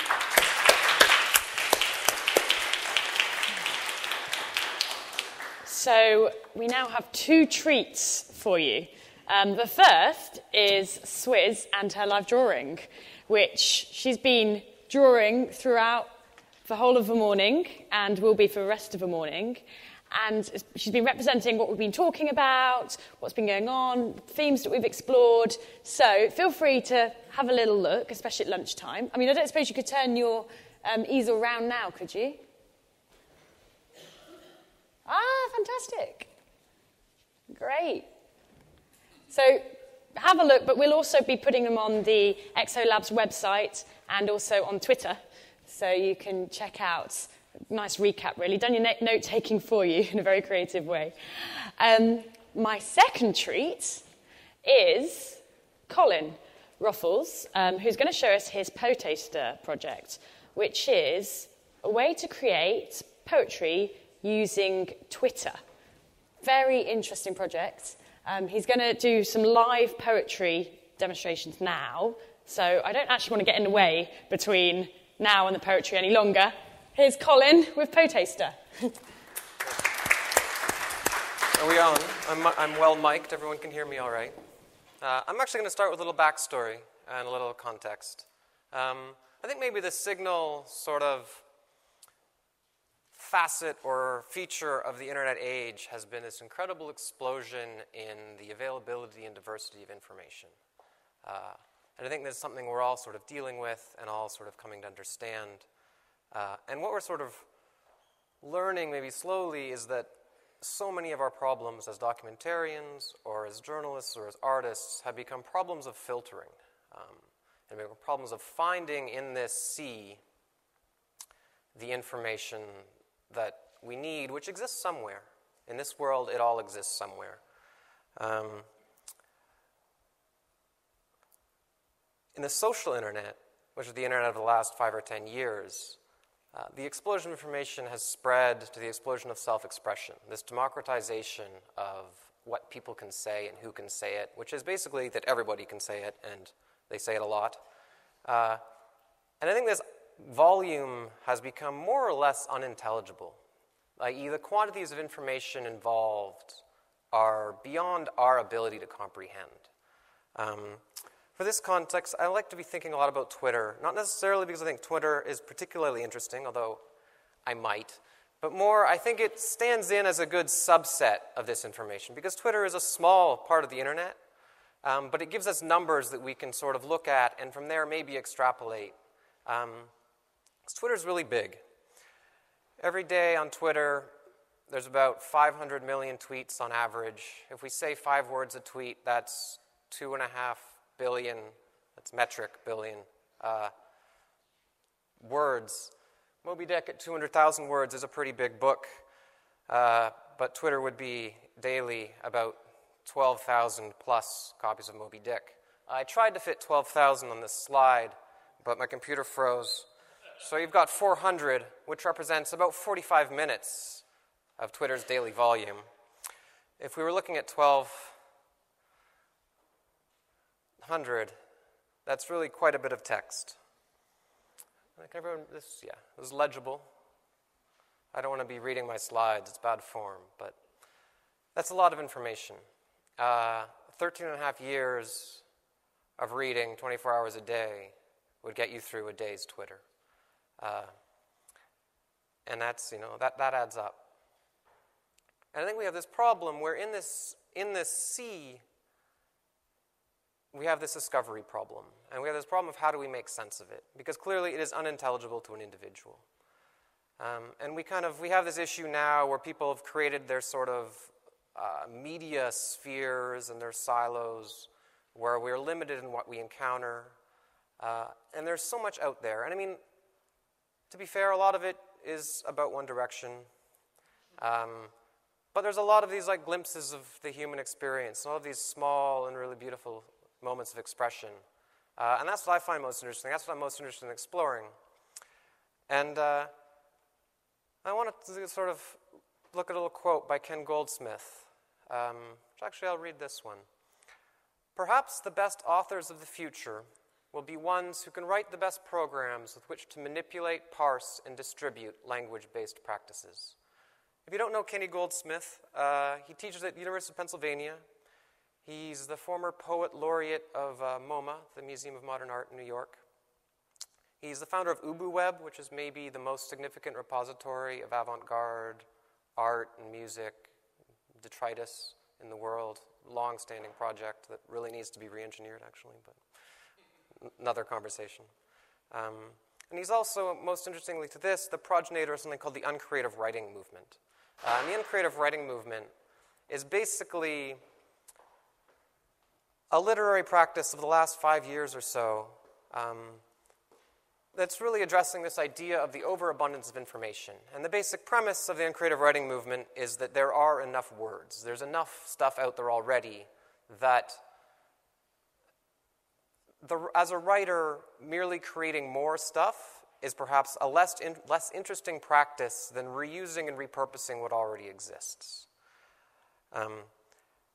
And the uncreative writing movement in Ken Goldsmith is the subject of No Originals, which is a documentary project by my friends C.S. Roy and Mark Slutsky. Charles is actually here. I'm sure he would love to talk to you all about it right there.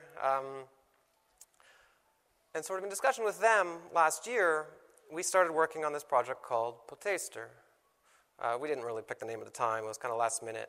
But I went down and worked with PBS and POV to put together a prototype last year. And basically what we wanted to do was try and create a system that used rules and like an evaluatory system to work with other people's tweets to sort of evaluate them poetically for things like rhyme and meter, and then using that information to assemble dynamically new poems from other people's material. And Sheffield was gracious enough to invite us to come and present it here, which I'm happy about because it gave me the opportunity to pick it up again and put a bit more work in, redevelop it. And it really does offer us this little opportunity to sort of see these little lives in this fun way. And it provides this, like, I think it is sort of a serendipity engine in an interesting way. And it creates this, or it gives us this opportunity to have a random sampling of other people's lives kind of cross our paths. And I think that's a really interesting experience. And I'm going to sort of give you a little demo now, if I can figure out where my mouse is.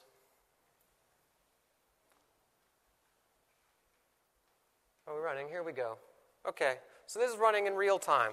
And this is processing several 100,000 tweets, certainly a day. It's a very, very small subset of Twitter.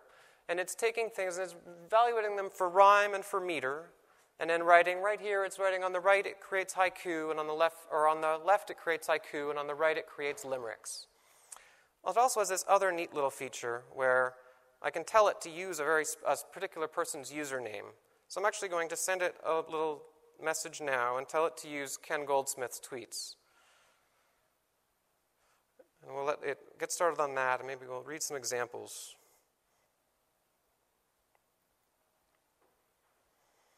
So that should happen. And I'll read you a few haiku. Voice like bamboo, though finding this out is torture. Hope they won't be late. It was half eaten. Bitch better have my money. I lost it. Okay, so here's some, as you see here, this is Ken's tweet at the bottom. Segun Uday confirm attendance. desperately seeking sustenance. I woke up too early. Oh, my FOD, finally, theorize your digital existence.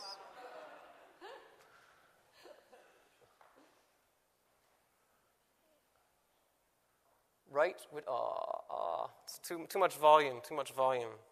Anyway, the project's ongoing. It's installed in the Millennium Gallery, and I would encourage you all to go and take a look. I'm not sure if we have time for a question or two, but yeah, I think this is about all I'd want to say right now. But thank you.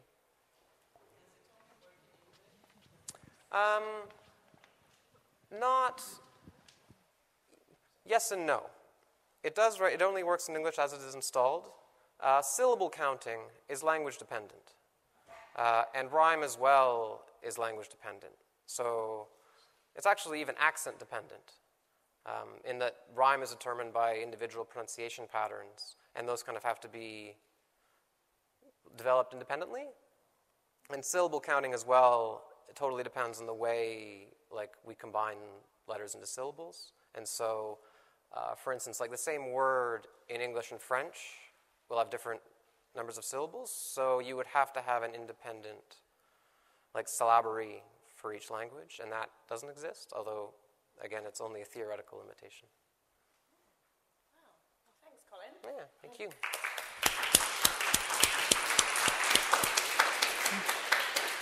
So, as Colin said, you can go and see Potaste for yourself in the interactive exhibition in the Millennium Gallery, and I would really recommend it. So, on to our next speaker, who is Naveed Konsari, and he's going to tell us about 1979 Revolution, which is a game that he produced with Ink Studios, which he's the founder of, which is about, again, running theme, very, very important subject matter, the Iranian Revolution in 1979. So, without further ado, I would like to introduce to you Naveed. Hello. All right, we'll get this thing sorted out. And I know everybody loves it when it's sunny here, but actually for this screen, I'm happy to see there's a few clouds up there so you can actually see what we've got. Excellent.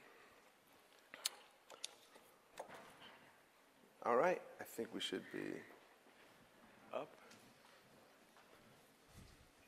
And there we go. So hello everyone, my name is Naveed Konsari, and I'm from Ink Stories, which is a studio based out of New York City. And we are a multimedia company that's involved with doing everything from documentaries, films, graphic novels, as well as video games.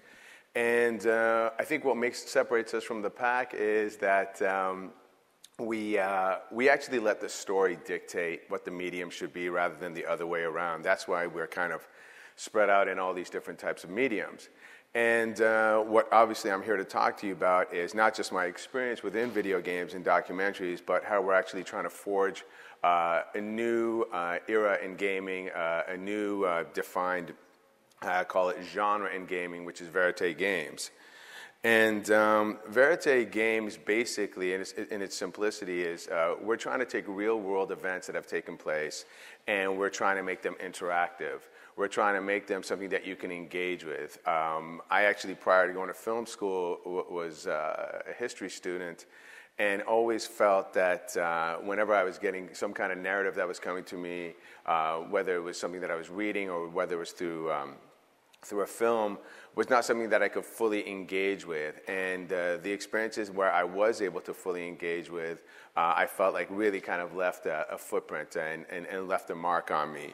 So what was exciting about us for this venture that we're talking about, 1979 Revolution, is that gaming, which is very much in its infancy, allows us to actually not only engage with what they're doing, but actually create something that hadn't been done before. And because we were not interested in making another game. And one thing I should actually like to say is that the word gaming really we just need to throw that word out because it just doesn't work anymore. How it's defined, how people recognize it, it's just not, it just doesn't fit anymore. How many people in here, I'll just put your hands up, think they're gamers, if you want to put that in. All right. How many people think they're not gamers? Let's flip it around like that. Oh, much better. All right. Out of those people that said they're not gamers, how many people have an iPhone? All right. You miss. Just a quick question. I feel like I'm kind of doing a sales pitch. Do you have your iPhone on lock? Like, do you lock it with a security code? Okay, can you bring it out? If you take your phone out right now, it's on lock, right? So could you please unlock it for me? You punched in 4 numbers? You're officially a gamer. Okay. No, now let's take a look at why that is. Because the fact is that that's a mission. In terms of gaming definition, that's a mission. You've punched in 4 numbers. If you don't punch in the right 4 numbers, you fail. If you punch in the right 4 numbers, you succeed. So that's what I'm saying, this concept of gaming is gone. The idea is that it's about digital interaction. It's about you being able to engage with something and getting feedback from it. And that's what we're trying to create. So if we keep that kind of approach, we can see that this incredible market, incredible stories that come from the real world, that come from real life, that come from history, that come about projections about the future is yet to be untapped. Because gaming is all about 35 years old, very much in its infancy, following the Big Brother, which was film, following those particular stories, those particular narratives, and is yet to actually go into what the real world is about. So that brings us to 1979 Revolution. And about 4 years ago, as all great ideas come about, I was having a few drinks with my friends, and I was talking about how a revolution would be an incredible environment for us to be able to engage and to it would be suspenseful, it'd be exciting, but possibly something where we could actually learn a little bit. And obviously learning is a horrible, horrible word when it comes to entertainment. So it was like, oh, well, maybe we can make that somewhat passive. And 1979 Revolution evolved out of that. I grew up in Iran and left at the age of 10 when the revolution was over and just before the Iran-Iraq war, and felt that the experiences that I had and the country that I know, and the people that I know, and the culture that I know, has really been misrepresented over the past 35 years through the press. And obviously that's because of the fact that the relationship with the West hasn't necessarily been, anything to kind of brag about. So the idea was, if we could actually get people to engage with the revolution, maybe they can do the following. First of all, it's going to be entertaining. So can we create suspense from not actually shooting, but avoiding getting shot? Can we create suspense from real life situations? Like if you're at the dinner table with your family and your brother, because he needs a job, is in the military, and your other brother is actually part of the Mujahideen who's trying to fight against the military, how do you have that conversation? How do you side with one another? What happens if you're actually on the front streets, impassioned, believe that you could change the world, and that turns and becomes unbelievably chaotic, and you have a choice. Do I save my cousin or do I save my brother? These are the real choices. And traditionally, games go very much for like action-driven, try to see how many people you could take down, see what you can do in order to achieve the next plateau. But again, because the gaming industry is still, in terms of its storytelling ability, in its infancy, it hasn't been able to embrace these other kind of ideas. Now, there are games that have historical references, so I just can't make this blank statement about it. There's games like Assassin's Creed, as well as, I talked to someone last night, they said, well, what about all those war games? Well, yes, you do storm the beaches of Normandy, but after you kill a whole bunch of Germans, they say, what's next? And they're like, oh, well, there's another village over there, and let's kill a whole bunch of Germans. And that's pretty much where the history kind of ends. They might be authentic in terms of the weapons, in terms of the uniforms, in terms of the accents, and so forth, but that's pretty much where it ends. So I want to show you a little trailer of kind of what we're doing, and then I'll just kind of proceed from there. So that's a little teaser about the game that we're creating. And so on terms of the design front, 1979 at its core is a choose-your-own-adventure game. While we stay true to the historical narrative of the events that take place, we've done over 40 interviews, and through those interviews, we've been able to kind of create a narrative about what the people's experiences were. And there's branching elements in it, and that branching elements, you make choices, and that choices will direct your personal story through that. As well, we've engaged with journalists, as well as photographers, as well as academics, historians, and even religious leaders to make sure that we're accurate in the story that we're portraying, and making sure that we can actually take this great content and put it in. The challenge obviously becomes, how do you take this content without being too on the nose with the stuff that you have, and making it feel subtle, and more importantly, make it entertaining. I think the biggest issue that hands-on has existed between all these worlds has been that there's an objective being made when you have passionate filmmakers that come from the documentary world and they want to tell these stories. And especially now, the big push in terms of digital, you got to get involved with that. It seems somewhat alien. How do you get into that and at the same time stay true to the content that you want to make? And it really comes from somebody. You need to have somebody that has experience within both of those worlds to be able to kind of create it. It's kind of like if I was to go to somebody who's a professional game designer and said, I want you to make a documentary, it wouldn't work either. You know, it's not going to work that way. You need to, if you're going to make a game, you need to think of it as a game design. If you're going to make a documentary, you need to tell it as that particular story. So we're fortunate that within our studio, we have multiple members who've had experiences across these genres, and that's why we're able to kind of forge this relationship. So why this type of game, and why now, why Iran? And I think I spoke about the Iran element. Why now? Well, it's actually a great time to get involved with this kind of stuff. The reason is that for the first time we're seeing, aside from the big gaming franchises like the Grand Theft Auto, Call of Duties, and so forth, we're seeing audiences reward you for actually design and content and narrative. It's audiences are pushing for it. I think one of the biggest games last year, maybe some of you have played it, called Monument Valley. It was certainly a part of House of Cards, but before it even became a part of House of Cards, the TV show, it was really, really popular because of its fluidity, of its design, how well it was put together, how easily approachable it is. It didn't alienate any audience members by gender or demographics or race. So as a result, you could just kind of very much get into it. In terms of what's really important when it comes to this particular kind of information is its integrity. We have to make sure that we stay true to the integrity. So the things that we use traditionally to research our documentaries, we actually can embed into the games. Traditionally, in gaming, they use a lot of these references as a way to give concept artists, hey, this is what this needs to look like. This is what the buildings look like in France during that time, or this is how people spoke at that time, or these are some of the events that took place. They're always references, but they never actually get put into the game. What we get to do is we get to take this stuff and we actually get to put it in, and you can kind of engage with it. And I don't know if you saw, there was a small clip in there, but there was some photos. You're actually able to take photos within the game, and the photos that you take in the game, you'll actually see the real-life pictures, because we were able to forge a relationship with Michel Sepon, who's a French photographer who was in Iran during that time, and he gave us access to his pictures. So we were able to actually see that real-life picture of what you take and that real-life picture from there, embedding you within the experience, making you feel like it's your experience, but also recognizing it's a historical experience.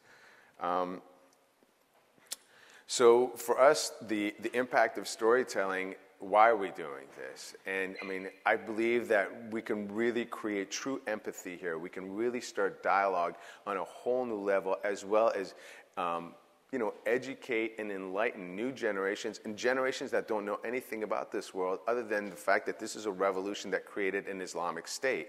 But that's actually not true. And history in itself is always defined by the people who kind of see it afterwards rather than actually what took place. If we can give understanding to actually what took place during that time and show that there is no black, that there is no white, that it's all about shades of gray, and that in these traumatic moments that people's morality can go in multiple different directions, we can start understanding that there's actually not a difference between us, and that this could happen anywhere. It could happen here. It could happen in Egypt. It could happen in the Ukraine, and it could happen in France over 200 years ago. So these are the things that we get to understand. The classic line, and I'm probably going to botch it up, is spend a day in my shoes. Well, we're actually going for that. We're putting you in the shoes so you can experience this for 2 hours. I could go on over identifying your audience and story first. And I think the most important thing to kind of take from this is that if you feel that you're creating a story that's compelling enough to be as a documentary and you feel that there's an audience for it, well, the only challenge that exists for you is how do you take that content and make it into something that's going to be interactive. Now, we've gone about it in this particular approach because we also feel that the only way for us to be able to break into that gaming world or into that mass audience population is that we have to compete with the guys who are making the biggest games out there. Our production value has to be on par. We have to over-deliver the same way that we do, and we actually have to embrace our narrative, embrace the maturity of our narrative rather than trying to play out to an entire general audience. So those have been the three key factors that we're really embracing throughout our games and pretty much through all our content at Ink Stories. And I'm trucking through this, by the way, because I had a number of slides, so excuse me. One of the things that we've done in terms of accuracy, as I said, was we reached out to a number of professors whose strict focus has been just on revolutions and the trajectory of revolutions. And they've kind of walked us through, what has classically happened, which is multiple people, with different political backgrounds come together. They create a change. They get that change, and then the aftermath is that the most powerful and unfortunately the most vicious is the ones that actually wind up claiming power. And then what happens after that, and their opinions of trying to eliminate any kind of political opposition. This has happened a number of times. We've seen this, as I said, in Egypt, and we saw this in Iran, and we've seen this presently happening in the Ukraine. So the situations is that we reached out to him, he gave us this idea, and then combined that with the interviews that we've done of multiple Iranians that had actually existed during that time, plus professors of history who have helped us in terms of the accuracy, as well as a number of different books, as well as actually the BBC The BBC was the only thing that people would listen to in Iran during the revolution because they were so skeptical of the state newspapers and the state radio. So getting that kind of information, and also we're fortunate enough to have benefited from Khomeini being in France and having recorded all his speeches, because that was actually what was put on cassettes and spread out throughout the country, so that people could hear his he was really the godfather of social media, but we won't really get into that element of it as well. I've been kind of talking very much on the historical element and the accuracy and everything that we're talking about. I don't want to undermine the most important thing that we have to do, that is required, and that is gameplay. If you don't create gameplay, if you don't create an interaction that is truly engaging, people will be gone. Just take a look at yourself on your smartphone. That circle on your phone, that's the circle of death, okay? Because as soon as you're disinterested, boom, you hit that. So you have to be able to engage people. And so the gameplay element is very, very key, and you have to think about it in terms of how am I going to engage people with that. That's why our focus has actually been, even though the game is going to be released on PCs, on Macs, on the consoles, our focus has been on the touchscreen. If we can make something that's intuitive, that feels good to the touchscreen, that's natural to our actual physical actions, then we feel that people are going to be engaged with it. And it can't be preachy. It has to be those tough moral decisions that you want to make. But you should also be able to have that choice of picking up a rock and throwing it at soldiers when you're at the front of the protest line. But there should be consequences for that. So think about it as if we took the game Angry Birds, but we made it 3D. Instead of a bird, it's a rock. You throw it at soldiers, but it could actually get you into trouble later on down the line. So these are some of the elements, and the gameplay of it is very, very key, combined with the content. So what have we done to get this content accurate, and what have we done in order to make sure that it's fun? It's a fun, invigorating experience. So obviously we want to capture Tehran. We want to capture what the streets were like at that time, the passion, and obviously then the chaos. So what we've done is we put multiple pictures in there, and we've created a challenge for you as a photographer. What does it take to get that picture in focus? How do you get that picture when you've got multiple people running across? Now, these are small challenges, but if the actual interactivity is fun, if it's challenging, if it's up against the clock, not only will you want to engage in it, not only will you want to take as many pictures, but then it becomes a part of your collectibles. And then that becomes a part of your own experience, which you can then review, and you can take a look at each one of those and get further and further into the experience. It's your experience based on on somebody else's, but you get to design it, you get to tailor it, and ownership is key in these experiences. Because at the end of this episode, so I should say that the game comes out episodically, it's 2 hours per each episode. The season 1 has had 3 episodes in it, and it's just the trajectory of the revolution from 78 until the end of 79, early 1980. And in the process of this trajectory, what winds up happening is that not only do you get to make choices, but you also get to see what other people make choices. So the community comes about. So this community winds up saying that, hey, 85% of the people decided to save their brother, 15% decided to save their cousin, 23% decided to throw a rock, 77%. Is that right? Yeah, I should have just gone with easier numbers, 20 and 30, but 23 and then 77 decided not to throw it. And these become something you start realizing that other people are making choices. And so it does a couple of things. A, it might want you to go back and replay it and see what would happen if you take different branches. And at the present moment, this first episode, aside from its major branches that break off, has another additional 40 branches in which the story can kind of go in different directions. I'm going to show you a picture. That's what my brain looks like. So it's coming up. So aside from the photographs of Iran and Tehran, we also, as I said, have these historicals. We have the cassette recordings from that time period, which you can collect. This is kind of considered the contraband at that time, and you can kind of give it back and forth to friends. You've obviously got books that you can go through, and obviously films and documentary footage, which are things that you can collect. But also the world of Iran, the world of Tehran is actually being taken exactly from what was there, and particularly the walls of graffiti. And you can kind of engage with the graffiti, and you can see the political statements that were being made up on the walls. And so you can kind of have this, again, create your own world, and then, of course, it's reinforcing the historical aspect and reinforcing that this is real.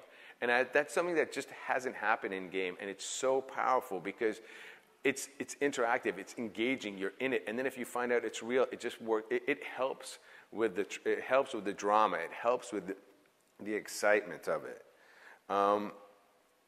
We also need to recognize that Iran is in the Middle East. Iran needs to be able to become universal. If I just make it about Iran, how many people from Oklahoma are going to play it?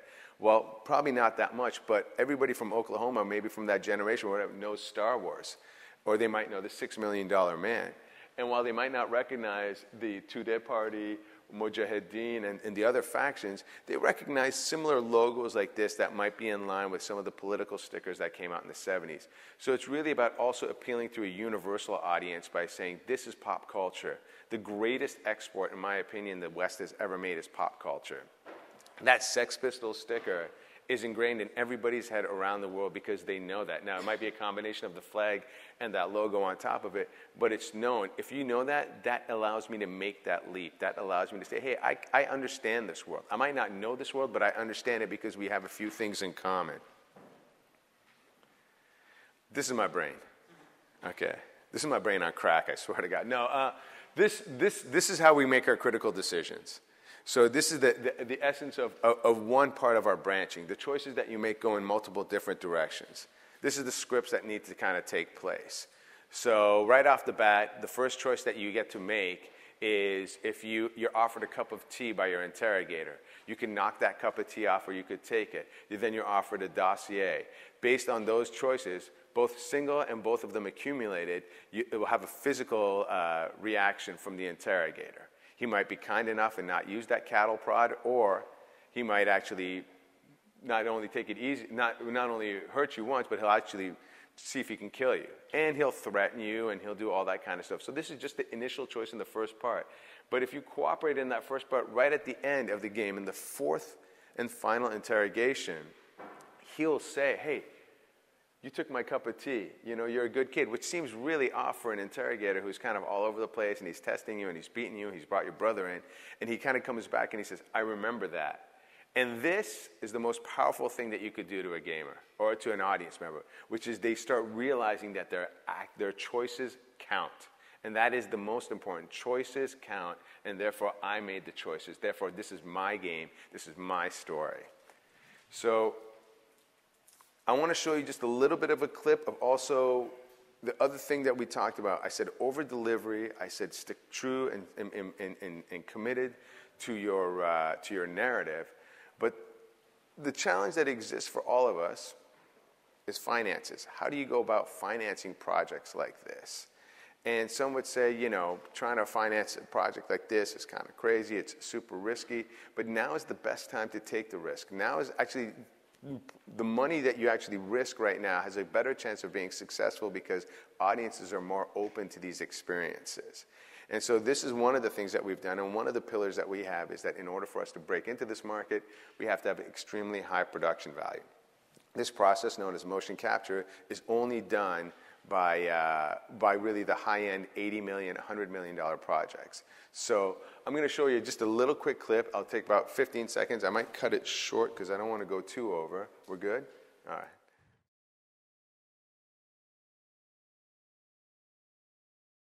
All right, it goes on, but basically what you just saw up there was actually one branch. So you actually have the choice to push the communist student or not in the terms of that. You also have your closest friend who's pushing you to go towards nonviolence, and yet there's a part of you that kind of goes towards it. These are the choices that start having an impact, and as a result start kind of unveiling the story. But that production value is going to be key. In order for us to actually be accepted, we need to make sure that we're competing with the GTAs, with all of these guys, because other than that, people are always going to look at us as like the small little brother. Finally, as I said, the game is obviously here. Please come by and check it out. We're at the Millennium Gallery. We'd love to kind of walk you guys through it. And we've got multiple different ways to be able to reach out to you guys. So the first episode is going to drop in the fall, so take a look for it then. And yeah, it's very, very happy to kind of be here. And finally, I just want to say that Werner Herzog, who, aside from the fact that I'm in love with his voice, wrote this or said this, and I think this really kind of applies to us in terms of what we're trying to do and what our objective is. So thank you very much.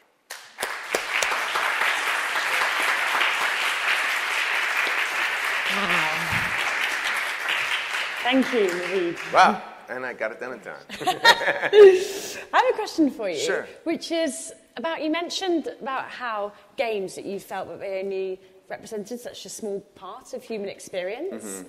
Why do you think it is that it's evolved that way? Well, I think it's because, first of all, games evolved out of software development. Software development is very much focused on nailing down that one mechanic. You know, like if you get a Word was created so that you could write documents in it. It doesn't try to do any kind of art in it. It doesn't kind of do any graphics. It doesn't do a spreadsheet. That's what it focuses on. And gaming evolved in that same way. So as a result, the first things that people went to was, well, let's see what a shooter would be like, because that's easily the closest thing you can have to a checkers. Take this guy out, move one step forward. So that's where it kind of evolved. And then at the same time, in 1980, we saw the massive explosion of blockbuster movies. And we saw, you know, merchandising and so forth. So games wanted to kind of emulate that. And then I should say that there were some games about 4 or 5 years ago that tried to make this trend. One game was called 18 Days in Fallujah, which they were trying to actually replicate what took place, not replicate, but actually tell the story of what took place in Iraq during those days. And it got a little bit of press. It was being developed at that time by EA, and within a month that studio was shut down, and they stopped working on that game.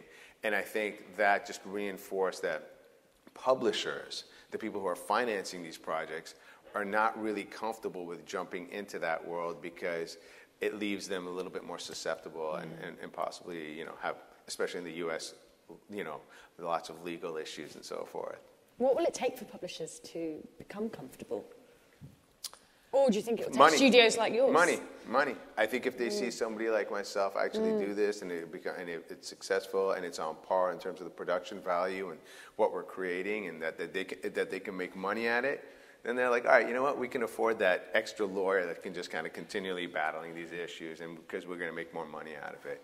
And they're going to have to go that way because the fact is that their business models are broken. $80, $100 million games cannot continue to sustain themselves. We're seeing more of these development studios shut down. The audience is becoming much more sophisticated. You can make only so many games about gangsters, aliens, and shoot 'em ups, and so it needs to grow. It's not a matter. So they have to embrace it. We're seeing that they recognize that their present model is breaking, so they jumped into mobile, and they're trying to do that. Mobile is also in its infancy, very much. It's almost a crawling baby, so it's going to go through that stage as well. But it's like they're not looking at it thematically, other themes that they could do, not yet. No, I mean, they're looking, I mean, their thematically is the color green, you know what I mean? And it folds up and you put it in your wallet. So I think that's really their, at the present moment, that's their focus, so. Yeah. So let's throw it out to the audience. Some questions over here? Microphone, guys. Sure. How do you monetize this? Is it like a subscription service or do they pay per? So what we'll do is we'll be selling it for, in the US, $5.99 as a digital download in the App Store as well as on Steam. I guess over here that'd be around £3, and we'll be doing it on the App Store. So we'll monetize it episodically, or we'll give it to people as a season with a certain discount so that they can buy the whole package. So that's the idea in terms of monetization. Just to add to that, Sure. when you have like little pictures and the things that you get from the store, Yes. does the person outside of the game, can they access that outside of the game? Absolutely. I mean, the goal is to actually have you be able to create that as a social media dialogue. Take out this picture that I took, because you could take pictures of everything. These will be the jewels that you'll be able to kind of collect, and they become a part of your own personal kind of collection. So you'll be always, because it's an app, and you own that app, all the content on that you'll own, plus all the collectibles. So you can go back to it. It'll be a separate menu that you can kind of engage with. Mm.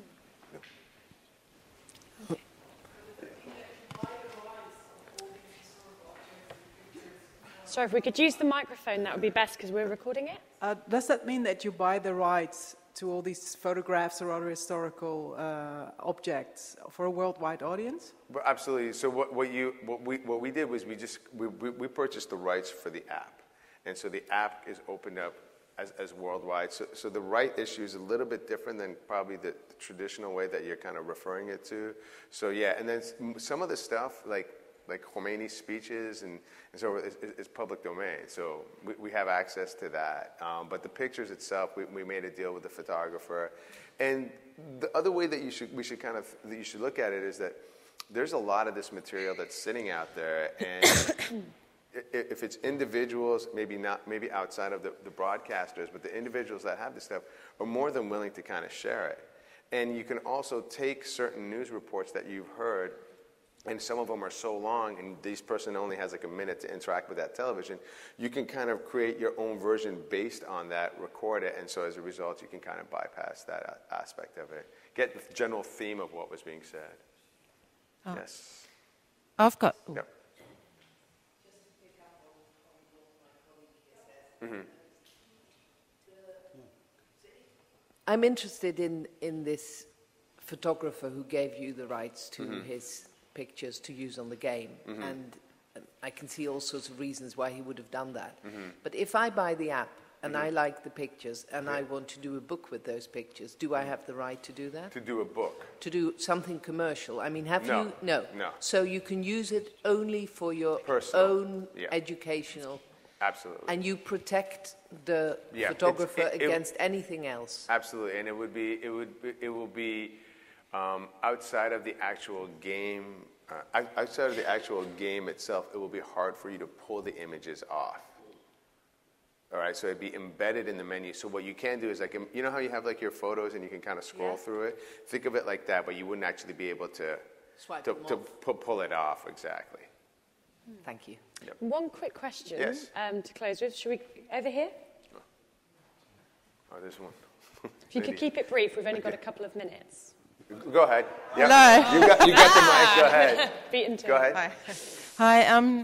A really fascinating project. But I'm really interested if you could talk a bit about the use of language and especially the use of English, because obviously your distribution will be to an international audience. But I think by using English, you make certain choices about who is the voice. We're doing 7 languages. Oh, okay. So we'll be doing it in French, German, Italian, Spanish. But what about Farsi and Arabic? Farsi and Arabic. We're doing Farsi and Arabic, and I think one more, but it's not. But it's not also about the language, it's about the point of view, because I think, you're coming from a very particular point of view, but how have you incorporated that, I guess, the Farsi or the Iranian or the Arabic point of view into it?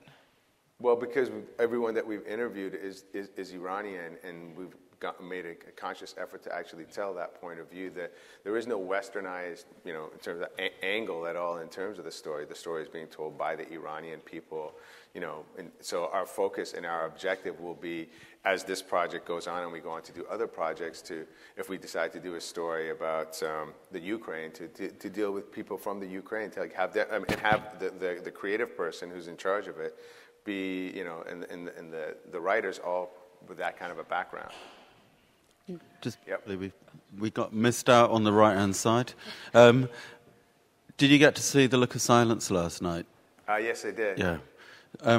My point is that, of course, when you see that where things are like that bare, that in terms of engendering empathy, even for the people who are directly affected within the narrative, that clearly the issue is not really in terms of upgrading the degree of experience.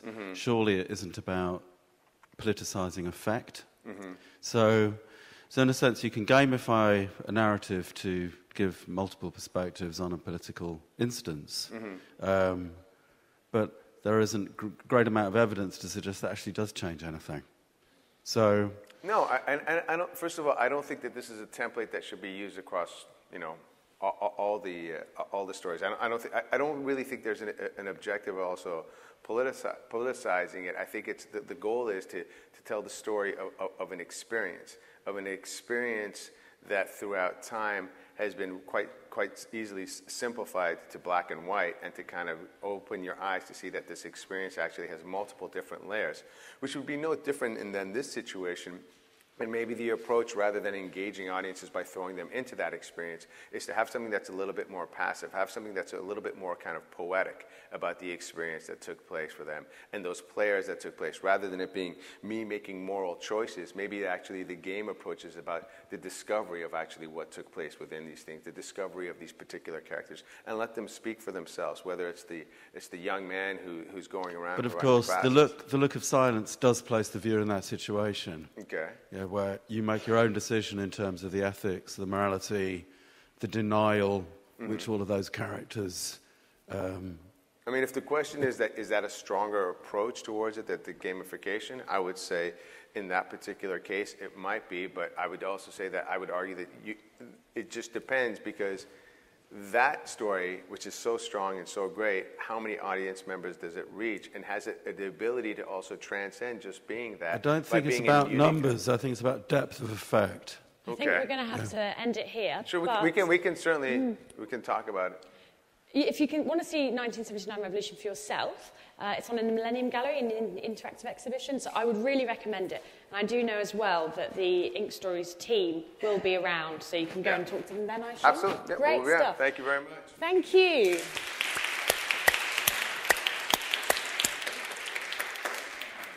And now we have a panel all about Neurogames.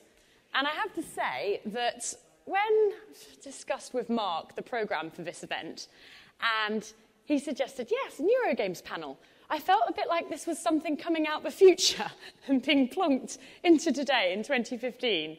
We have some real experts on Eurogames who can demystify them, help us understand what exactly they are, and also see how this applies to documentary filmmaking as well, and how we might be inspired and incorporate this into our cross-media practices. So, on our panel, we have Karen Palmer, who is a filmmaker turned Neurogamer.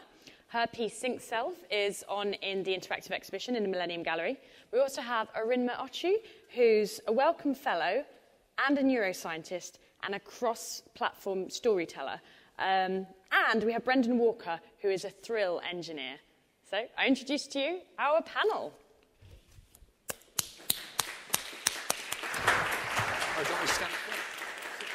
Yes. And they're going to start with 5 minutes each to tell us about their projects and their background. Shall I come up? I feel like a boy band here. Girl band. Actually, yeah, All Saints used to sit like this, didn't they? Brilliant. Are we... Oh, excellent. Thank you very much. I'm going to give you a very quick 5-minute whiz through the reason I think I'm here. So there are many reasons I could be here. I produced a ride earlier this year called Neurosis, which was billed as the world's first brain-controlled thrill ride. It actually developed an interest I have in body monitoring, and last year I produced a piece of work which was called Duality, One Body, Two Brains for the Mayhem Horror Film Festival in Nottingham. I produced a prop, which was a brain in the jar, which was linked real-time to somebody's neurological data. The brain featured in a short documentary, but also featured as a live kinetic installation at the festival. It also develops other themes I have going on to do with moving people in space. This is a motion platform I'm developing with Middlesex University at the moment. Neurosis could be thought of as a little bit like a fairground ride. It's a symphony of motion, of vision, of sound and light, but at the heart of it is brain monitoring, neurological monitoring, which actually controls in real time all of these different systems. It was actually commissioned by Nesta. They showed me a very large cavernous space underneath London Rail Network and said, fill it. I suddenly realised that what might have been a very introspective kind of VR neuro-monitoring kind of immersive singular experience now had to become a performance for hundreds of people as an audience. So I started to conceive this as a kind of theatrical piece where the person sitting on top of a 3-metre platform having their brain monitored, their data would be turned into a light and sound show, and they would end up riding their very own brain data on a motion platform. As spectators, you would see the rider framed by the world that their neurodata had created, as that person wearing an Oculus Rift headset would be flying forwards into it. And I'm just going to show you a 1-minute film of that kind of experience.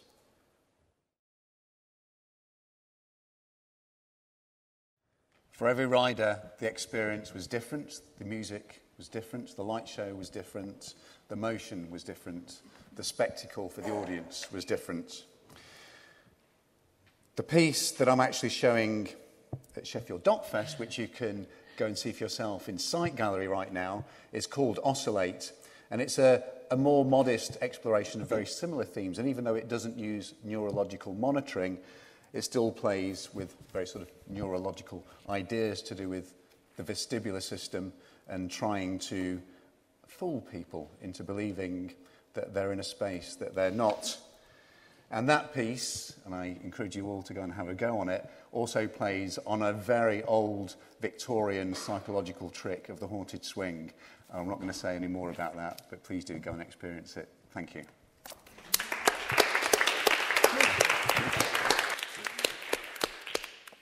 Hello, everyone. I'd like to thank Mark for inviting me to come to Sheffield DocFest. This has been a really great experience so far, and thank you for being part of this panel as well.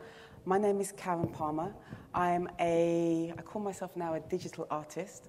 I used to be a filmmaker, and well, I still am a filmmaker. I originated creating documentary films, short films, music videos, and I kind of went wherever the story wanted me to go. I didn't want to be limited by a genre or a format of filmmaking. And through this journey of storytelling, I've chanced upon neurogaming. And so I'm just going to tell you a little bit about my journey in terms of how I have ended up here today. So, as I said, my background's film, and I'm also a free runner. Does everybody know what free running is? Or parkour? Okay, cool. So, starting. Yeah. So, parkour is an inner city urban sport which originates in France, which focuses on the objective of going from A to B and to find the most efficient way to do that. And every obstacle that you see in front of you is a challenge to be overcome. So I've made a series of films about this experience, very much inspired personally because parkour really empowered me to pursue my passion of being a digital artist, where I kind of came out of the commercial arena, because I had this quite exciting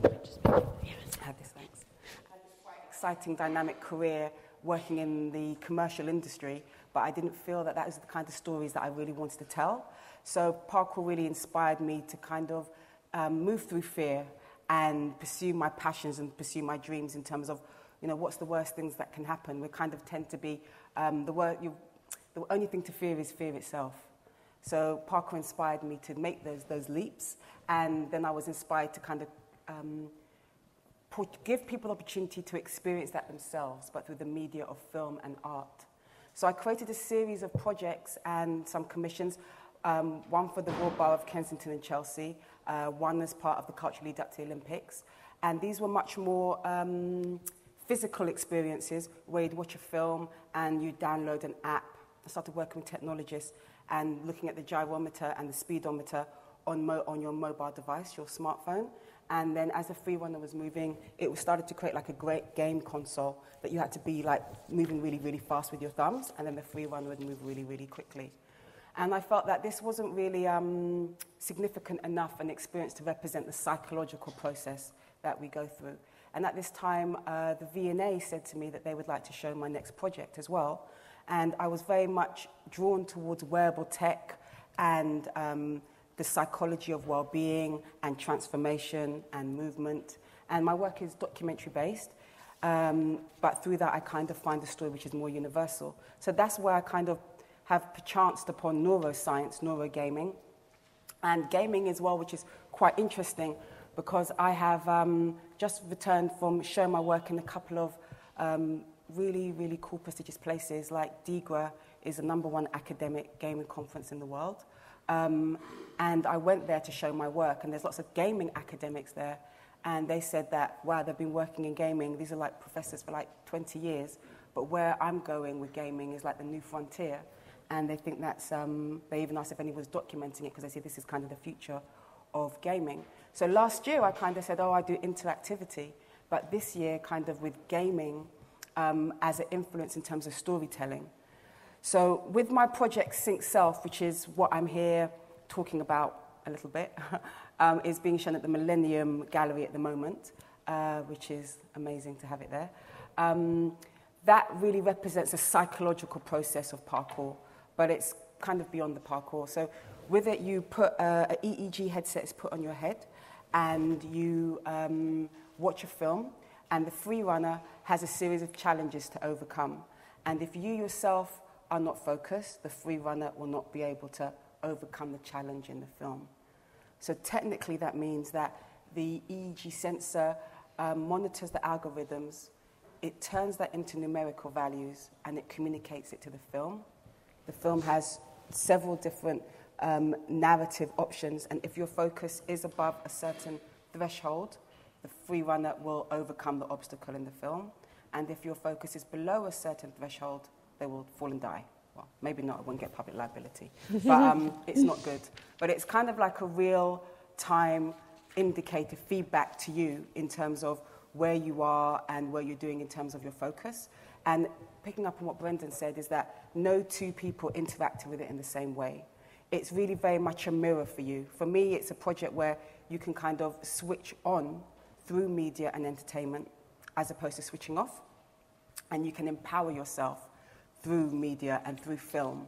And that's what I think the whole purpose of art and film is to kind of inspire and empower and, you know, look back at ourselves, but also connect with the world in a different way. So, yeah, I think that's kind of it. So thank you very much.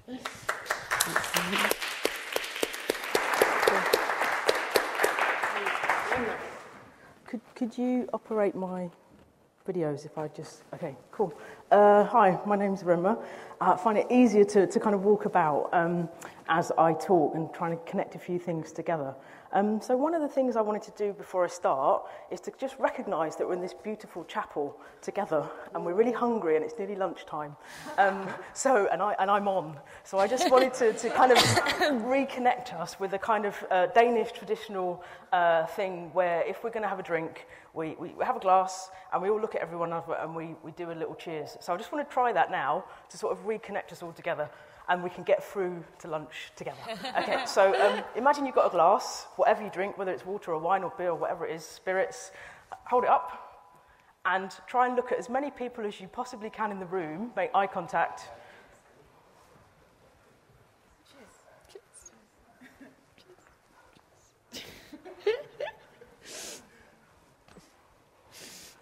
It's making me thirsty.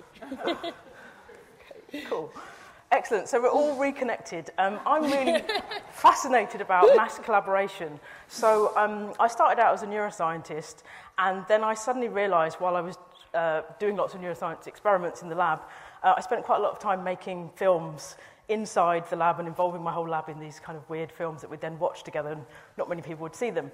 But I realised that storytelling was a great way to understand the brain, perhaps better than studying neuroscience. So I kind of wanted to give you an insight into some of the projects that I've been involved in, but also the possibilities of where this neurogaming could go in the future by showing you a few clips. So the clip I'm about to show you is a project called Hooked on Music that I was involved in pulling together. Before you show the clip, I just want you for 1 minute to take yourselves back to when you were 13 years old. You're in your bedroom, you're listening to music, and I want you to go, close your eyes, I want you to go into that bedroom and put on the track that you will remember for the rest of your lives.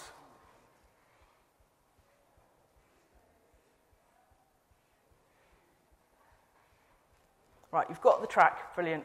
And now I'm going to show the clip.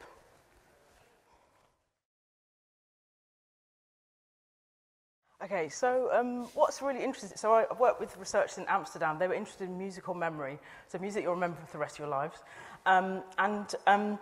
What was really interesting for me in developing it was developing experiences around it. And so I love it when someone kind of takes something you've done and then they show themselves using it online. So when you get the public involved in an experiment to explore musical memory, people do weird and interesting things. So what was fascinating about watching this was to see how they were interacting with one another and reinventing the point system and so on. So I'm more interested in the kind of social interactions that go on around these games. And I kind of wanted to have people, creatives in this room, to think about how you could apply the social side of playing these games, the kind of Brendan's game and Karen's game, and that collective experience. What could we achieve if we were connected together to do something with those games? Where could it take us? So the great thing about music is that it's something that really connects people and it binds your social group. So if you chat later over lunch, you could ask one another, what was your 13-year-old tune? And you might find people that you will then reconnect with. But kind of for this, one of the things that I was interested in is with this game, 175,000 people have played it, and there's about 12,000 people who play it obsessively. And they play it obsessively because it's taking them back to nostalgic tunes they'd forgotten. So if you ask someone what's your favourite tune, it's very difficult to actually say what it is. So playing a game accesses your memory in a way that perhaps you wouldn't be able to do if you just asked the question. So I just wanted you to think about some kind of potential gestures and things you could think about when you watch people playing these virtual reality games if you're not interested in playing them yourselves. So the next clip, please.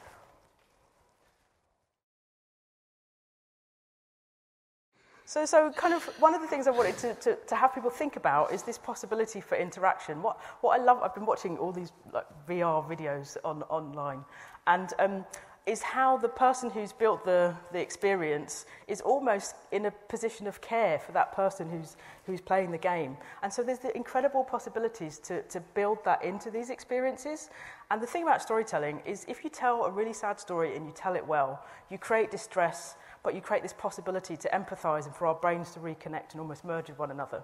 So it's just trying to kind of put out there this opportunity of building around the experience. What could we achieve if we kind of thought about the possibility of mass calibration in terms of doing virtual reality? And the final thing I wanted to show you is thinking about the perceptual illusions. Me as a neuroscientist, there's loads of kind of perceptual illusions that we used to play on our friends, and people would kind of think, oh my God, that's so weird, why would you do that to us? But actually, now that virtual reality has arrived, there's a real possibility to find these perceptual illusions and build them into your future interactive documentaries. So just final one to leave you on.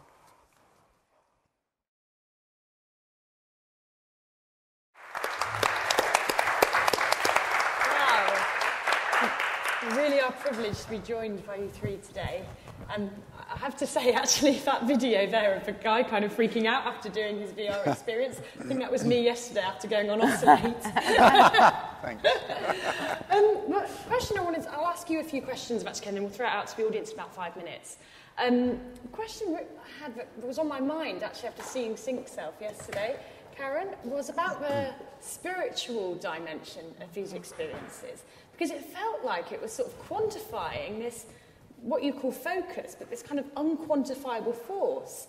And I saw my mum using Sync Self, and she was using Tai Chi techniques to achieve focus to make her better in the parkour environment. And it was really working. And that's something that I'd never seen quantified before, Tai Chi techniques, using Chi, in this way. Yeah. Maybe we could talk some more about this. So the Sync Self is called Sync Self because it's a metaphor. In this society, I feel we're quite consumed with our mobile devices and making sure that they're running the latest operating system, say your iPhone or something, or the latest iOS. But if we look at ourselves as a mobile device, if we had the operating system, what operating system would we be running? Am I running Karen 2015, or am I still living in the past, 2012? You know, so it's kind of like having that approach of living in the present and also have this sense of awareness and using art as an indicator to do that. So in that spirit is what the approach I had with my work. I don't know how other people would approach it, but I approach parkour as a metaphor, something which is deeply spiritual in terms of it's like could be there's aspects of self-development, visualization, positive affirmation that we use within parkour that you can compare to prayer in a way. Yeah. You know, or you can compare to Tai Chi or in terms of like positive types of rituals. So I've inbuilt that kind of methodology into the work, and it depends on how you want to access it. If you want to access it as, oh, this is a really cool film with free running and people talking about overcoming fear, you can do that. If you come to it with a much more richer resource of Tai Chi and spirituality, it's like a mirror. You can, like a mirror. It's going to allow you to access that within yourself. So whoever the person comes, there was a young lady who came and she was actually suffering from, she did the project, she did Think Self, she did really amazingly on the first level. And the second level where it talks about, oh, you can't do it, I don't think I can do this, I don't think I'm capable. Her focus completely dropped. And afterwards I said, what happened? She goes, that was a really weird experience for me because of the voices in my head. And I was like, oh, this sounds really deep. And what her lecturer said afterwards, that she actually suffers from depression. But what had happened is that she'd heard these negative affirmations and she started to identify them, and she completely dived. And it's something that's very unquantifiable, there you see it. Yeah. So anything on the spiritual dimension? I think what's lovely about your game, and I was really bad at it. A little bit because I'm so distracted. Yeah. I'm a distracted person, and then you've got everyone watching you. Yeah. But what's really great about it is that you see people starting having conversations around playing it, so you can have this collective experience as well as your own individual experience. And I was wondering, the possibility with this. Is it something that you could use to sort of train people who'd like to become less distracted to kind of get into, people who played it yesterday, they said I was using meditation techniques, and then I was watching someone else who's doing Tai Chi. So there's this real opportunity to draw on your own kind of resources, but learn from other people. Yeah, absolutely. I've had a few people do it who have attention deficit disorder. You get like an indicator afterwards giving you like a measurement, and you can actually see they're going up and down, but it's kind of like a soft way to self-develop it. It's through media. You think you're watching a film, but it's giving you a feedback. Yeah, So feedback loop. A feedback loop without being this pressure of, oh, I've got to go and do some exercise to develop myself. It's like, no, just watch this film, chill out, but you can also develop yourself at the same time. Very enjoyable experience. Brendan, do you have anything on that? Yes, I think as far as spirituality goes, giving people a sense of feeling alive. So I quite enjoy taking people to the edge, uncomfortable forms of interaction, and possibly where they might believe there is mortal or spiritual jeopardy, and actually then pulling them back from that precipice. And I think I often love the expression that people say at theme parks particularly, I've never felt so alive. And I think I think there's a sort of renewal of sort of faith that goes on at that point, that's sort of just evading death, morbidity, spiritual jeopardy. Yeah. And I feel like this is something that we have to address here and talk about it now, which is the ethical issues. I think in our hands, I've seen some great uses of neurogaming in your projects. However, when it's in the hands of maybe a corporation or an organisation with different motives, what might we see emerge, do you think, in that space, which maybe we don't want to see? And then also, what can we do as media creators to safeguard ourselves and safeguard our audiences? It's a tricky one. We spoke earlier about. I think I was trying Sync Self, and I was kind of imagining, okay, what if this was showing me sort of I was in my house and I was being shown CCTV images of what's going on outside my house. It could really freak me out, and I would feel unsafe in the place that I lived. But I was thinking, okay, but how could you flip that? So I think there's the possibility as a creator to think about what the other possibilities are, and to recognise that it is virtual reality and you're going to come out of it, and creating that separation between the start and the end. And I think that happens because you have to put the headset on, and you're almost consenting as you put the headset on. It's interesting to watch in the interactive gallery that there's nothing's kind of signed, so people are having to talk to one another about the different experiences and saying, oh, what goes on, just to find out before they decide whether or not going to put the headset on, which I think is quite interesting. Almost there's an ethical discussion happening. And I think ethically, I felt that I was being really brought together actually with the other people in the space, in the room, who were doing these activities. So I felt it was really positive from that. But there is an issue around trust. Yes. And so one of the things I think is that when people have got the headsets on, you feel like you can just film anybody. And actually, have we asked permission to film? So there are those challenges about you, and then would you put that out there and share it? So there are those kinds of issues. I mean, we talk about corporations taking data. Yeah. Well, if we've got headsets wired up, accessing our thoughts, then that could be scary. But so we need to think about these issues now. I think for me, having done some work in the TV industry as well as working with researchers, particularly University of Nottingham and Middlesex University, and treading the idea of giving informed consent for the capture of, in the TV industry, for your audio and video to be collected and to be used, and you sign away your rights. I don't like the way I look. You can't just pull yourself out of that once the film's been edited. And I try and say, well, let's try the same approach to neurodata or to biodata and say, we've got video, we've got audio, let's try giving the similar consent just for biodata. It's just other stuff about people. And we've tried that approach, and it kind of has some currency, that kind of approach. But I think people think that also medical data, it's not just a visual, it is probing. There is something else that's in there. But if you are looking to use that kind of neuro data in a theme park setting, let's say, take into the theme park industry, then there is a kind of unwritten contract that you go in that actually you do let let's say these professionals play with you in a sensitive way. So you do have to then question about what are the motivations behind these corporations, and why? Is it purely for entertainment, or are they trying to learn something about you? It's about that contract, as you say, that it's a contract of trust, and it's also maybe a legal contract as well, that you're letting them into your mind. Yes. You could have the example where you give back, so you have a kind of mutual benefit. So what if you gave people back their data, and what incredible innovations might they do with their own data when they have it? Making it very transparent right from the beginning. Karen, did you have anything on that? That's such a colossal area. I saw this video on YouTube about the Oculus Rift, and it was like a sex video. And I was like, it was like, the people were like, it was showing their reactions when Oh, they had was it that on. reaction? Yeah. So video, no, it wasn't like on Friday night. No, it was like more like people had it on and they were, and they were like completely like, whoa, this is too real. This is like way too real to take it off. And there's so much things that companies can use things for and exploit that you use in film anyway. It's just more heightened. It was people's experiences of watching VR porn, and it was a sort of collation of different reactions. There was like realer than real, and there's just so many ways, and military use, and there's so much, because that's the biggest like creator of games is the military. So there's so much ways that it can go, but it's just another format that's slightly more sensitive because it's so much real. But it's these exploitative genres are around us all the time. Which, of whether course, it's VR or whether it's a TV commercial or whether it's... And this all crosses over with this afternoon session as well. I think we're reaching into that territory nicely. So let's throw it open to the audience. Do we have any questions? Don't be shy.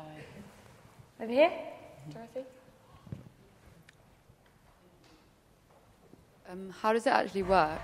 Sorry, what was that? How does it actually work? How does it actually read your brain? My one or... I didn't even get that there was a difference. It's like how does a technological device structure So how your head it works read? is that you put an EEG sensor on your head, and then that will read the algorithms in your brain. And you have certain algorithms like patterns for focus, which are different for relaxation. That happens in different parts of your brain. And then that will give a signal. And then with my project, I take that pattern and then equate it to a numerical value. So then on the screen, you will see how focused you are, whether it's through a silhouette of a person, whether you're 10% focused or 50% focused.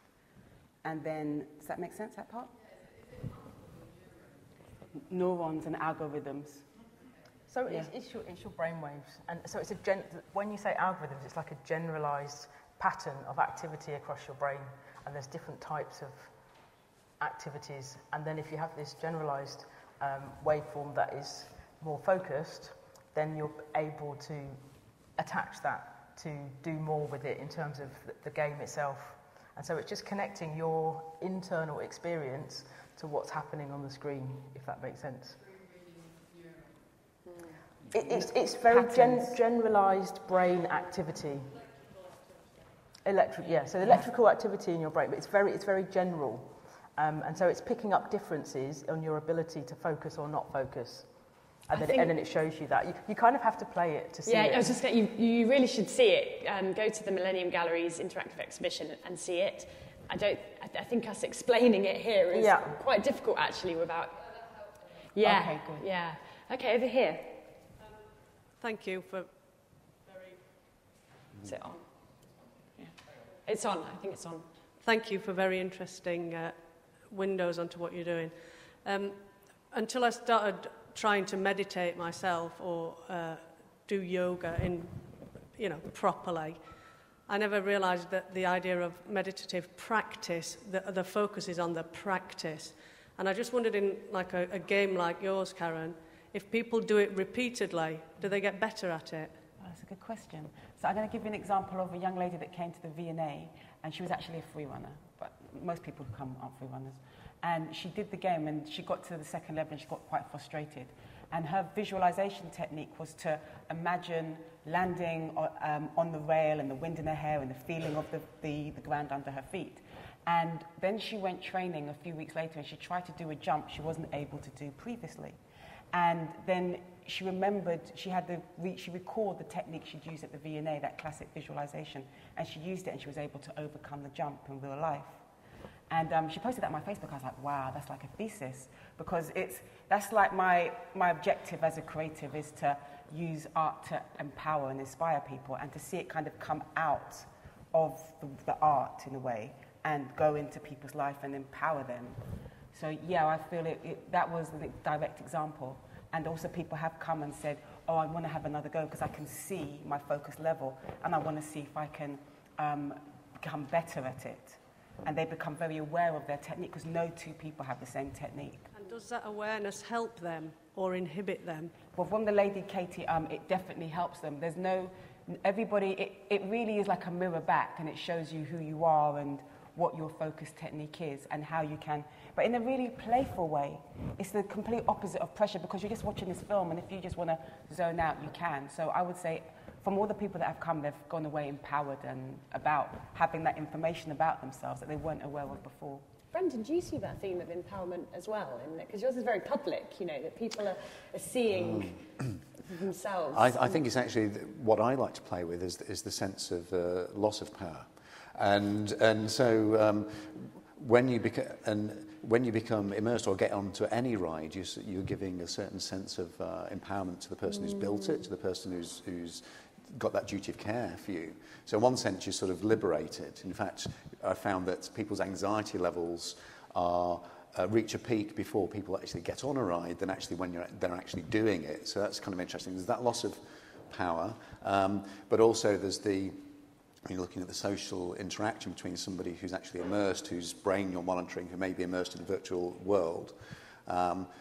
They're locked in their virtual world, but they're actually also embedded in a very real world. There is an audience around them, and I think it's that interplay, that sort of feeling slightly powerless in this sort of public spectacle that I like, and there's that sense of anxiety, bouncing between excitement of being locked in a virtual world and anxieties to do with your performance in a public space that I like. So losing power is as emotionally powerful than gaining power. It's a creative technique. It's a creative technique. We have time for one more question before we wrap up. Hello.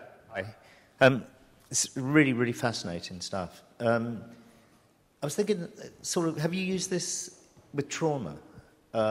Maybe, trauma generally, or say in war situations. Because it seems to me that, I'm not a psychiatrist, I'm not a psychologist or anything like that, but when people are dealing with trauma, they're kind of stuck in a space which is like virtual reality.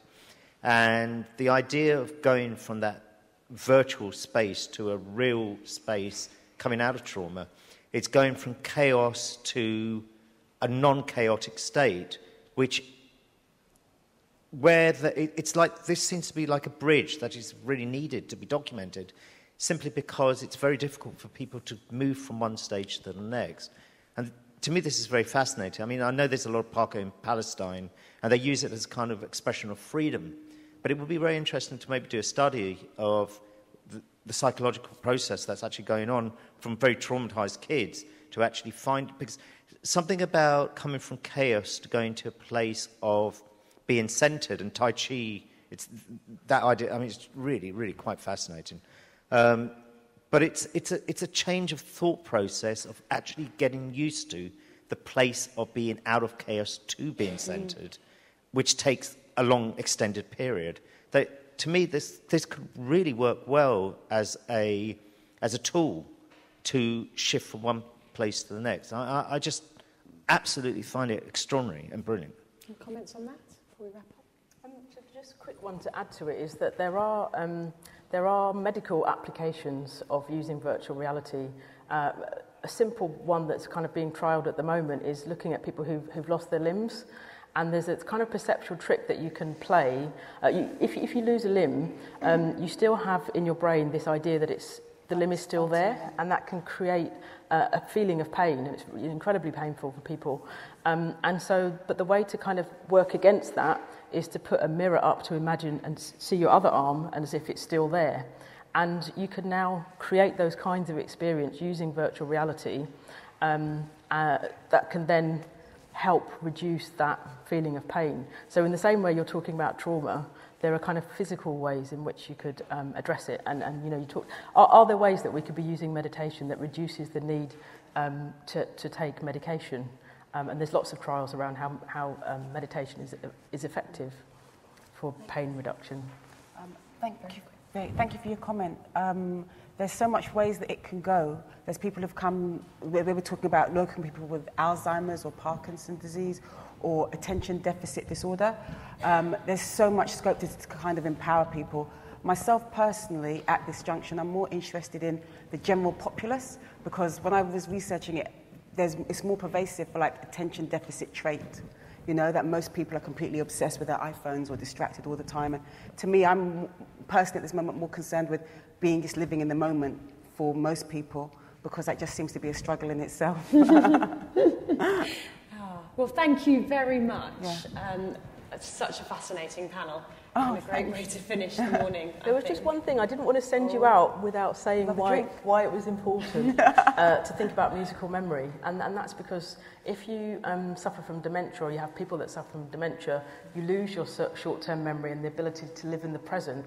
So looking at musical memory means that you could wake people up almost and get them back into their memory. So if you live with someone or know people that have dementia, music is a fantastic way to be able to communicate with people, because having dementia can be incredibly socially isolating.